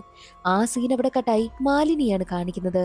മാലിനി ഇപ്പോൾ കൂടുതൽ വിവരങ്ങൾ ശേഖരിക്കുവാൻ വേണ്ടിയിട്ട് എത്തിയിരിക്കുന്നത് ഒരു പാൽക്കാരന്റെ അടുത്തേക്കാണ്. ഈ പാൽക്കാരനെ കുറിച്ച് മാലിനി എങ്ങനെ അറിഞ്ഞെന്നാൽ, ജെപിയുടെ അസിസ്റ്റന്റായ പോലീസ് ഉദ്യോഗസ്ഥൻ മാലിനിയെ ഡ്രോപ്പ് ചെയ്യുവാനായി പോയില്ലേ, ആ സമയം കുറച്ച് വിവരങ്ങളൊക്കെ അറിഞ്ഞു. അതിൽ നിന്നുമാണ് പാൽക്കാരന്റെ കാര്യവും അറിഞ്ഞത്. പാൽക്കാരൻ എന്താണ് പറയുന്നതെന്നാൽ, അന്നേ ദിവസം പാലുമായിട്ട് വരുന്ന വഴിയില്, അതായത് കുട്ടികൾ രണ്ടുപേരും മിസ്സായ ദിവസമില്ലേ, അന്നയാൾ മഴയത്ത് പാലുമായി വരുന്ന സമയം ഒരു പച്ച കളർ കാറിൽ നിന്നും രണ്ട് കുട്ടികളുടെ കരച്ചിൽ കേട്ടു. നോക്കുമ്പോഴോ ആ കാറിലിരുന്ന രണ്ട് കുട്ടികളുടെയും കയ്യിൽ രക്തമുണ്ടായിരുന്നു. ഞാൻ ആ കാറിന് പിന്നാലെ പോയി കാർ നിർത്തിക്കുവാനായും ശ്രമിച്ചു. പക്ഷേ കുട്ടികളൊക്കെ രക്തത്തിൽ കുളിച്ചിരിക്കുകയാണ്. അവർ വല്ലാതെ അലറി കരയുന്നുമുണ്ട്. എന്നാൽ ആ കാർ ഓടിച്ചിരുന്ന ആൾ തന്നെ ഇടിച്ചിടുകയാണ് ചെയ്തതെന്നും പാൽക്കാരൻ പറയുന്നു. പാൽക്കാരിൽ നിന്ന് കിട്ടിയ വിവരങ്ങളൊക്കെ എഴുതിയെടുക്കുകയാണ് മാലിനി ചെയ്യുന്നതും. ബാബുവിനെയും രാജുവിനെയും നേരിൽ കണ്ട പോലീസ് ഉദ്യോഗസ്ഥന്റെ സഹായത്തോടു കൂടി അവരുടെ സ്കെച്ച് വരച്ചെടുക്കുകയാണ്. എന്നിട്ട് മണിയുടെ വീടിന്റെ ഓണറായിട്ടുള്ള ആളിനെ കൊണ്ടുവന്ന് ആ ഒരു ഫോട്ടോ കാണിക്കുന്നു. ഇവർ രണ്ടുപേരും ആരെന്നുള്ള കാര്യം എനിക്കറിയത്തില്ല. ഞാൻ ആ ഒരു വീട് വാടകയ്ക്ക് കൊടുത്തത് മണിക്കാണ്. അവനൊരു ഹോട്ടലിലാണ് ജോലി ചെയ്യുന്നത്. ആ ഒരു ഹോട്ടലിൽ ബാറുമുണ്ട്. ബാറിലെ ഡാൻസർ ആയിരുന്നു. വേറൊരു കാര്യങ്ങളും എനിക്ക് അറിയില്ല എന്നുള്ള കാര്യം ഓണർ പറയും. ഓണർ മണിയെ കണ്ടിട്ടുണ്ടല്ലോ, അതുകൊണ്ട് തന്നെ ഓണറിന്റെ സഹായത്തോടു കൂടി മണിയുടെ ചിത്രവും വരച്ചെടുക്കുന്നു. എന്നാൽ അതേസമയം മാലിനി തന്റെ ജോലി സംരക്ഷിക്കുന്നതിന് വേണ്ടിയിട്ട് തനിക്ക് കിട്ടിയ വിവരങ്ങളെല്ലാം പേപ്പറിൽ അച്ചടിച്ചിറക്കുന്നു. അത് കാണുന്ന ജെപിക്ക് വല്ലാതെ ദേഷ്യം വരികയാണ് ചെയ്യുന്നത്. ജെപി നേരെ പോകുന്നത് വീറിന്റെ കുറച്ച് ആളുകൾക്കടുത്തേക്കാണ്. ഈ വീർ ഇടയ്ക്കിടയ്ക്ക് പല പുരുഷന്മാരുമായിട്ടും ഫിസിക്കൽ റിലേഷൻഷിപ്പിൽ ഏർപ്പെടും. അങ്ങനെ ഫിസിക്കൽ റിലേഷൻഷിപ്പിൽ ഏർപ്പെടുന്ന ഒരുത്തനടുത്തേക്കാണ് ജെപി ഇപ്പോൾ എത്തിയിരിക്കുന്നത്. ജെപി അയാളോട് പറയുന്നത്, നീ ഇപ്പോൾ കുടുംബമായിട്ട് സന്തോഷമായിട്ട് ജീവിക്കുകയാണെന്നുള്ള കാര്യം എനിക്കറിയാം, പക്ഷേ നീ ഇടയ്ക്കിടയ്ക്ക് വീറുമായിട്ടും ഫിസിക്കൽ റിലേഷൻഷിപ്പിൽ ഏർപ്പെടുമായിരുന്നു. വീർ ഇപ്പോൾ എവിടെയാണുള്ളത്, അവന്റെ വീട് എവിടെയാണെന്ന് പറഞ്ഞു തരണമെന്നൊക്കെ JP അയാളോട് പറയുന്നു. ഉടനെ തന്നെ അയാൾ JPയും കൂട്ടി വീറിന്റെ വീട്ടിലേക്ക് പോകും. ഒരുപാട് തവണ കതകിൽ മുട്ടും. പക്ഷെ ആരും തന്നെ കതക് തുറക്കുന്നതേയില്ല. അവസാനം കതക് തല്ലി തുറന്ന് അകത്തേക്ക് കടക്കുമ്പോഴോ വീട്ടിലൊരു മോഷണം നടന്നതിന്റെ ലക്ഷണമെല്ലാം ഉണ്ട്. സാധനങ്ങളൊക്കെ വാരി വലിച്ചിട്ടിരിക്കുകയാണ്. അതേസമയം അകത്തുനിന്നും വീറിന്റെ ഡെഡ് ബോഡിയും കിട്ടുകയാണ്. ആരോ വീറിനെ കൊല ചെയ്തു എന്നുള്ള കാര്യം പോലീസ് ഉദ്യോഗസ്ഥർക്ക് മനസ്സിലായി. പണ്ടത്തെ ഒരു ജന്മിയായിരുന്നു വീർ. അതുകൊണ്ട് തന്നെ വീറിന്റെ വീട്ടില് പഴയ കാലത്തെ വാളൊക്കെ സൂക്ഷിച്ചു വെച്ചിരുന്നു. എന്നാൽ അതിപ്പോൾ മിസ്സിംഗ് ആണെന്നുള്ള കാര്യം വീറിന്റെ കൂട്ടാളി വഴി JP അറിയുകയാണ്. അപ്പോൾ ഇവിടേക്ക് വന്ന കൊലയാളികൾ വീറിനെ കൊല ചെയ്തതിനു ശേഷം ആ ഒരു വാളും കൈക്കലാക്കി വീറിന്റെ പച്ചക്കളർ കാറിലായിരിക്കാം ഇവിടെ നിന്ന് പോയിട്ടുണ്ടാവുക എന്ന കൺക്ലൂഷനിലെത്തുകയാണ് JPയും കൂട്ടരും. അതേസമയം ബാബുവിനെയും രാജുവിനെയും കാണിക്കും. രണ്ടാളും വല്ലാതെ പേടിച്ച അവസ്ഥയിലാണ്. കാരണം അവർ വീറിനെ കൊല ചെയ്യുന്നത് മണി കണ്ടിരുന്നല്ലോ. ഇനി പോലീസിൽ അറിയിക്കുമോ എന്ന ടെൻഷനായിരുന്നു രണ്ടാൾക്കും. അതുകൊണ്ട് തന്നെ മണിയെ കൊലപ്പെടുത്തണമെന്നും ബാബു രാജുവിനോട് പറയുന്നു. മണിയെ അന്വേഷിച്ചവർ പോവുകയാണ്. എന്നാൽ മണിയാണെങ്കിലോ ബാബുവും രാജുവും ചെയ്ത കാര്യങ്ങളൊന്നും മനസ്സിൽ വെക്കാതെ അതൊക്കെ മറന്ന് തന്റെ ജീവിതം നോക്കി മുന്നോട്ട് പോകുന്നു. പതിവ് പോലെ ബാറിൽ പ്രോഗ്രാം അവതരിപ്പിക്കുവാൻ വേണ്ടിയിട്ട് എത്തിയിരിക്കുകയാണ് മണി. എന്നാൽ അവിടേക്ക് എത്തുന്ന ബാബുവും രാജുവും മണിയെ പിടികൂടി കടത്തിക്കൊണ്ട് പോകുവാനായും ശ്രമിക്കും. ബാറിന്റെ ഓണർ വന്നിട്ട് നിങ്ങൾ എന്താ ചെയ്യുന്നത്, എന്തിനാ അവനെ കൊണ്ടുപോകുന്നത് എന്നൊക്കെ ചോദിക്കുമ്പോൾ ഞങ്ങൾ പോലീസ് ഉദ്യോഗസ്ഥരാണ്, ക്വസ്റ്റ്യൻ ചെയ്യുവാനായി കൊണ്ടുപോവുകയാണെന്ന് കള്ളം പറഞ്ഞാണ് മണിയെ അവിടെ നിന്നും കടത്തിക്കൊണ്ടു പോകുന്നത്. മണി വർക്ക് ചെയ്തിരുന്ന ആ ഒരു ഹോട്ടലിലെ ആ ഒരു ഹോട്ടൽ കണ്ടെത്തുകയാണ്. ആ ഒരു ഹോട്ടലില് ബാറുമുണ്ട്. ബാർ നടത്തുന്ന ഓണറിനടുത്തേക്ക് എത്തി മണിയെ കുറിച്ച് അന്വേഷിക്കുന്നു. നിങ്ങളുടെ കൂട്ടത്തിലുള്ളവരല്ലേ ചോദ്യം ചെയ്യാനെന്ന് പറഞ്ഞ് മണിയെ ഇവിടെ നിന്ന് കൂട്ടിക്കൊണ്ടു പോയതെന്നും അയാൾ പറയുമ്പോഴോ ഞങ്ങൾ ആരും മണിയെ കൊണ്ടുപോയിട്ടില്ല, ദേ ഇവന്മാരാണോ എന്ന് ചോദിച്ച് ബാബുവിന്റെയും രാജുവിന്റെയും സ്കെച്ച് എടുത്ത് കാണിക്കുന്നു. അതെ അതെ ഇവർ തന്നെയാണ് മണിയെ കൊണ്ടുപോയതെന്നും ബാർ ഓണർ പറയും. അതേസമയം ബാബുവും രാജുവും മണിയെ കൊണ്ടുവരുന്നതാണ് കാണിക്കുന്നത്. മണിയെ ഒരു കാട്ടിലേക്കാ കൊണ്ടുവന്നിരിക്കുന്നത്. അവിടെ പഴയൊരു ഇടിഞ്ഞു പൊളിഞ്ഞ വീടുമുണ്ട്. ആ വീടിനകത്തേക്കാ കൊണ്ടുവരുന്നത്. നിങ്ങൾ ചെയ്ത കാര്യങ്ങളൊന്നും ഞാൻ ആരോടും പറയില്ല, എന്നെ ജീവിക്കാൻ അനുവദിക്കണമെന്നൊക്കെ മണി എത്ര തന്നെ കെഞ്ചിയിട്ടും അവർ രണ്ടുപേരും കേൾക്കുന്നതേയില്ല. മണിയെ എങ്ങനെയെങ്കിലും തീർക്കുക, അത് മാത്രമായിരുന്നു അവരുടെ ലക്ഷ്യം. അതേസമയം അതേ ഇടിഞ്ഞു പൊളിഞ്ഞ കെട്ടിടത്തില് ഒരു കാമുകനും കാമുകിയും റൊമാൻസ് ചെയ്യുവാനായി എത്തിയിട്ടുണ്ട്. കാമുകിക്ക് കുടിക്കുവാനായിട്ട് വെള്ളം വാങ്ങുവാനായിട്ട് കാമുകൻ പോയ സമയം കാമുകിയുടെ ഒറ്റയ്ക്കാണ്. എന്നാൽ അത് മനസ്സിലാക്കിയ ബാബു ഉടനെ തന്നെ കാമുകിയെ അവിടേക്ക് പിടിച്ചു വലിച്ചു കൊണ്ടുപോകുന്നു. എന്നിട്ട് മണിയോട് പറയുന്നുണ്ട്, ഓക്കെ ശരി, നീ പറഞ്ഞത് ഞങ്ങൾ അംഗീകരിക്കാം, നിന്നെ വെറുതെ വിടാം. ഞങ്ങളൊരു കൊല ചെയ്തു, അതുപോലെ നീയും ഒരു കൊല ചെയ്തു കഴിഞ്ഞാൽ ഈക്വൽ ആയില്ലേ, ഞങ്ങൾക്കപ്പോൾ പേടിക്കണ്ടല്ലോ എന്ന് പറഞ്ഞ് വീറിന്റെ വീട്ടിൽ നിന്നും എടുത്തുകൊണ്ടുവന്ന വാൾ മണിയുടെ കയ്യിൽ കൊടുക്കുന്നു. നീ ഇപ്പോൾ ഇവളെ കൊല ചെയ്യണമെന്നും ബാബു പറയുമ്പോഴോ എനിക്കതിന് കഴിയത്തില്ല എന്ന് പറഞ്ഞ് മണി കെഞ്ചി പറയുന്നു. അതേ സമയം തന്നെയായിരുന്നു കാമുകിക്ക് വേണ്ടിയിട്ട് വെള്ളവും വാങ്ങിക്കൊണ്ടുവന്ന കാമുകൻ കാമുകി കാണാത്തത് കൊണ്ട് തന്നെ ഉടനെ തന്നെ പോയി പോലീസിനെ കൂട്ടിക്കൊണ്ടുവരുന്നു. പോലീസൊക്കെ വരുന്നത് മനസ്സിലാക്കിയ ബാബുവും രാജു മണിയെ അവിടെ ഉപേക്ഷിച്ചിട്ട് ഓടി രക്ഷപ്പെടുകയാണ് ചെയ്യുന്നത്. പോലീസ് അവിടേക്ക് വരുന്ന സമയത്ത് മണി ഓടിച്ചെന്ന് പോലീസ് ഉദ്യോഗസ്ഥന്റെ കാലിൽ വീണ് കെഞ്ചുന്നു. എന്നെ എങ്ങനെയെങ്കിലും രക്ഷിക്കണം, ഇല്ല എന്നുണ്ടെങ്കിൽ അവന്മാർ എന്നെ കൊന്നുകളയും, അവരുടെ കയ്യിൽ എന്നെ പെട്ടാൽ എന്റെ കാര്യം തീർന്നു എന്നൊക്കെ പറഞ്ഞാണ് മണി കരയുന്നതും. അതേസമയം മരണപ്പെട്ടു പോയ കുട്ടികളുടെ അമ്മയെ കാണിക്കുകയാണ്. അമ്മ ഇപ്പോൾ വല്ലാത്തൊരു മാനസികാവസ്ഥയിലാ. എന്നാൽ തന്റെ സങ്കടമെല്ലാം മറക്കുവാൻ വേണ്ടിയിട്ടാണ് അമ്മ സ്കൂളിലേക്ക് എത്തുന്നതും. സ്കൂളിലെത്തിയാലും വല്ലാത്തൊരു അവസ്ഥയിലൂടെയാണ് കടന്നു പോകുന്നത്. മാനസിക നില തെറ്റിയവരെ പോലെയുള്ള പെരുമാറ്റമൊക്കെയായിരുന്നു ആ കുട്ടികളുടെ അമ്മയ്ക്കുള്ളതും. അത് മനസ്സിലാക്കിയ സ്കൂളിന്റെ പ്രിൻസിപ്പാൾ നിങ്ങളുടെ അവസ്ഥ ഇപ്പോൾ മോശമാണ്, അതുകൊണ്ട് തന്നെ കുറച്ചുനാൾ കഴിഞ്ഞ് സ്കൂളിലേക്ക് വന്നാൽ മതിയെന്നും അമ്മയോട് പറയുന്നു. അങ്ങനെ ആ ഒരു അമ്മയാണെങ്കിലോ റോഡിലൂടെ നടന്നു പോകുന്ന സമയം റോഡിലൂടെ പോകുന്നൊരു കാർ അമ്മയ്ക്കടുത്തേക്ക് കൊണ്ടുവന്ന് നിർത്തിയിട്ട് ലിഫ്റ്റ് വേണോ എന്ന് ചോദിക്കുന്നു. അത് കേൾക്കുന്ന അമ്മയ്ക്ക് വല്ലാതെ ദേഷ്യം വരികയും ഇതുപോലൊരു കാറിൽ ലിഫ്റ്റ് ചോദിച്ച് കയറിപ്പോയാണല്ലോ തന്റെ മക്കൾക്ക് അങ്ങനെ ഒരു അവസ്ഥ വന്നത് എന്ന് ചിന്തിച്ച അമ്മ ഒരു ഭ്രാന്തിയെ പോലെ ആവുകയും അവിടെയുണ്ടായിരുന്ന ഒരു കല്ലെടുത്ത് കാറിലേക്ക് എറിയുകയും ചെയ്തു. ആ ഒരു കാറിൽ ഒരു ഗർഭിണി പെൺകുട്ടിയും ഉണ്ടായിരുന്നത് കൊണ്ട് തന്നെ കാറുകാർ കൊണ്ടുവന്ന് കേസ് കൊടുക്കുകയാണ്. എന്നാൽ അവർക്ക് ഈ അമ്മയെ നന്നായിട്ട് അറിയാവുന്നത് കൊണ്ട് പോലീസ് ഉദ്യോഗസ്ഥർ പറയുന്നത് മരണപ്പെട്ടു പോയ കുട്ടികളുടെ അമ്മയാണത്, അതുകൊണ്ട് തന്നെ അവർക്ക് ചെറിയ മാനസിക പ്രശ്നവുമുണ്ട്, നിങ്ങളിത് കേസാക്കണ്ട എന്നുള്ള കാര്യം അവർ പറയുമ്പോൾ അയ്യോ ഇത് ആ അമ്മയായിരുന്നു, എങ്കിൽ വേണ്ട എന്ന് പറഞ്ഞ് കേസും പിൻവലിച്ച് അവരവിടെ നിന്ന് പോകുന്നു. അതേസമയം മരണപ്പെട്ടു പോയ കുട്ടികളുടെ അച്ഛനായ ആർമി ഉദ്യോഗസ്ഥന് കുട്ടികളുടെ റിപ്പോർട്ട് കിട്ടുകയാണ്. റിപ്പോർട്ടിൽ എഴുതിയിരുന്ന കാര്യങ്ങളെല്ലാം വായിച്ച് അച്ഛനാകെ തകർന്നു പോകുന്നു. അതിലുണ്ടായിരുന്നത് പെൺകുട്ടിയെ ക്രൂരമായി റേപ്പ് ചെയ്തിട്ടുണ്ട്. അതിനുശേഷം ക്രൂരമായി ദ്രോഹിച്ച് ഇഞ്ചിഞ്ചായിട്ടാണ് അവരെ കൊല ചെയ്തിരിക്കുന്നത് എന്നതായിരുന്നു. അത് വായിച്ച അച്ഛൻ ആകെ തകർന്നു പോവുകയാണ്. ചെറിയ കുട്ടികളെ ഇങ്ങനെയൊക്കെ കൊല ചെയ്യാൻ അവർക്ക് എങ്ങനെ തോന്നുന്നു? എന്റെ മക്കൾ എന്തുമാത്രം കഷ്ടപ്പാട് അനുഭവിച്ച് കാണുമെന്നൊക്കെ അച്ഛൻ ചിന്തിച്ച് കരയുന്നു. ബന്ധുവായ പയ്യൻ റിപ്പോർട്ട് വായിച്ചു നോക്കുവാനായി എടുക്കുമ്പോഴോ നീ ഇത് നോക്കരുതെന്ന് പറഞ്ഞ് അച്ഛൻ ആ റിപ്പോർട്ട് വാങ്ങുവാനായി ശ്രമിക്കുമെങ്കിലും ആ പയ്യൻ റിപ്പോർട്ട് വായിച്ച് ആകെ തകർന്നു പോവുകയാണ്. മറ്റൊരു വശത്ത് മണിയെ സ്റ്റേഷനിലേക്ക് കൊണ്ടുവരും. ജേബ് മണിയെ ചോദ്യം ചെയ്യുന്ന സമയത്തോ നടന്ന കാര്യങ്ങളെല്ലാം കൃത്യമായിട്ട് മണി തുറന്നു പറയുന്നു. നമ്മളെ കാണിച്ച കാര്യങ്ങളൊക്കെ ഇല്ലേ, അതെല്ലാം മണി തുറന്നു പറയുകയാണ്. എന്തും ചെയ്യാൻ മടിയില്ലാത്തവന്മാരാണ് അവന്മാർ. എന്നെ കയ്യിൽ കിട്ടിയ കൊന്നു കളയുമെന്നൊക്കെ മണി പറയുന്നുണ്ട്. മണി പറയുന്നതെല്ലാം കേട്ട് മണി കുറ്റക്കാരനല്ല എന്നും ഇതിനെല്ലാം പിന്നിൽ ബാബുവും രാജുവുമാണെന്നും ജെപിക്ക് മനസ്സിലായി. അതേസമയം ആ കുട്ടികൾക്ക് എന്താണ് സംഭവിച്ചതെന്നാണ് കാണിക്കുന്നത്. അന്നേ ദിവസം മണിയെ ഒന്നും ചെയ്യാൻ കഴിയാത്തത് കൊണ്ട് തന്നെ രണ്ടുപേരും കാറിൽ പോവുകയായിരുന്നു. നമുക്ക് ഈ നാട്ടിൽ നിന്ന് തന്നെ പോകാമെന്ന് രാജു ബാബുവിനോട് പറയുമ്പോഴോ ഒരു കാര്യം കൂടി ചെയ്തിട്ട് നമുക്ക് ഇവിടെ നിന്ന് പോകാമെന്നും ബാബു പറയുന്നു. അതേ സമയമായിരുന്നു ബസ് സ്റ്റോപ്പിൽ നിൽക്കുന്ന സുമനെയും സഹോദരനെയും കാണുന്നത്. അവർ രണ്ടുപേരും കാറിന് ലിഫ്റ്റ് ചോദിക്കുകയാണ്. അത് കാണുന്ന ബാബു ഇവരെ തൂക്കിയാലോ എന്ന് രാജുവിന് കണ്ണു കാണിക്കുമ്പോൾ വേണ്ട എന്ന് എത്ര തന്നെ രാജു പറഞ്ഞിട്ടും അതൊന്നും ബാബു കേൾക്കുന്നതേയില്ല. സുമനയും സഹോദരനെയും എന്തോ ചെയ്തതിനു ശേഷം കാറിൽ വരികയായിരുന്നു ബാബുവും രാജുവും. അവരുടെ ദേഹത്തേക്ക് ഒരുപാട് രക്തമൊക്കെയുണ്ട്. അതേസമയം ബാബുവിന്റെ ബോധം പോവുകയും കാറിന്റെ കൺട്രോൾ തെറ്റി ഒരു ജീപ്പിൽ വന്നിടിക്കുകയും ചെയ്യുന്നുണ്ട്. അതാണ് നമ്മൾ ആദ്യത്തെ പാർട്ടിൽ കണ്ടത്. ജെപിയുടെ ജീപ്പില് ഒരു പച്ച കളർ കാർ വന്നിടിക്കുന്നത് അതിതേ സംഭവമാണ്. പോലീസ് ഉദ്യോഗസ്ഥൻ അവിടേക്ക് ഇറങ്ങി വരുന്നതിന് മുൻപ് തന്നെ രാജു ബാബുവിനെ എടുത്തുകൊണ്ട് ഹോസ്പിറ്റലിലേക്ക് വന്നിരുന്നു. ബാബുവിന് ആവശ്യമായിട്ടുള്ള ട്രീറ്റ്മെന്റ് എല്ലാം കൊടുക്കുന്നുണ്ട്. അതേസമയം ബോധം വീഴുന്ന ബാബു നീ എന്തിനാ ഇവിടേക്ക് എന്നെ കൊണ്ടുവന്നത്?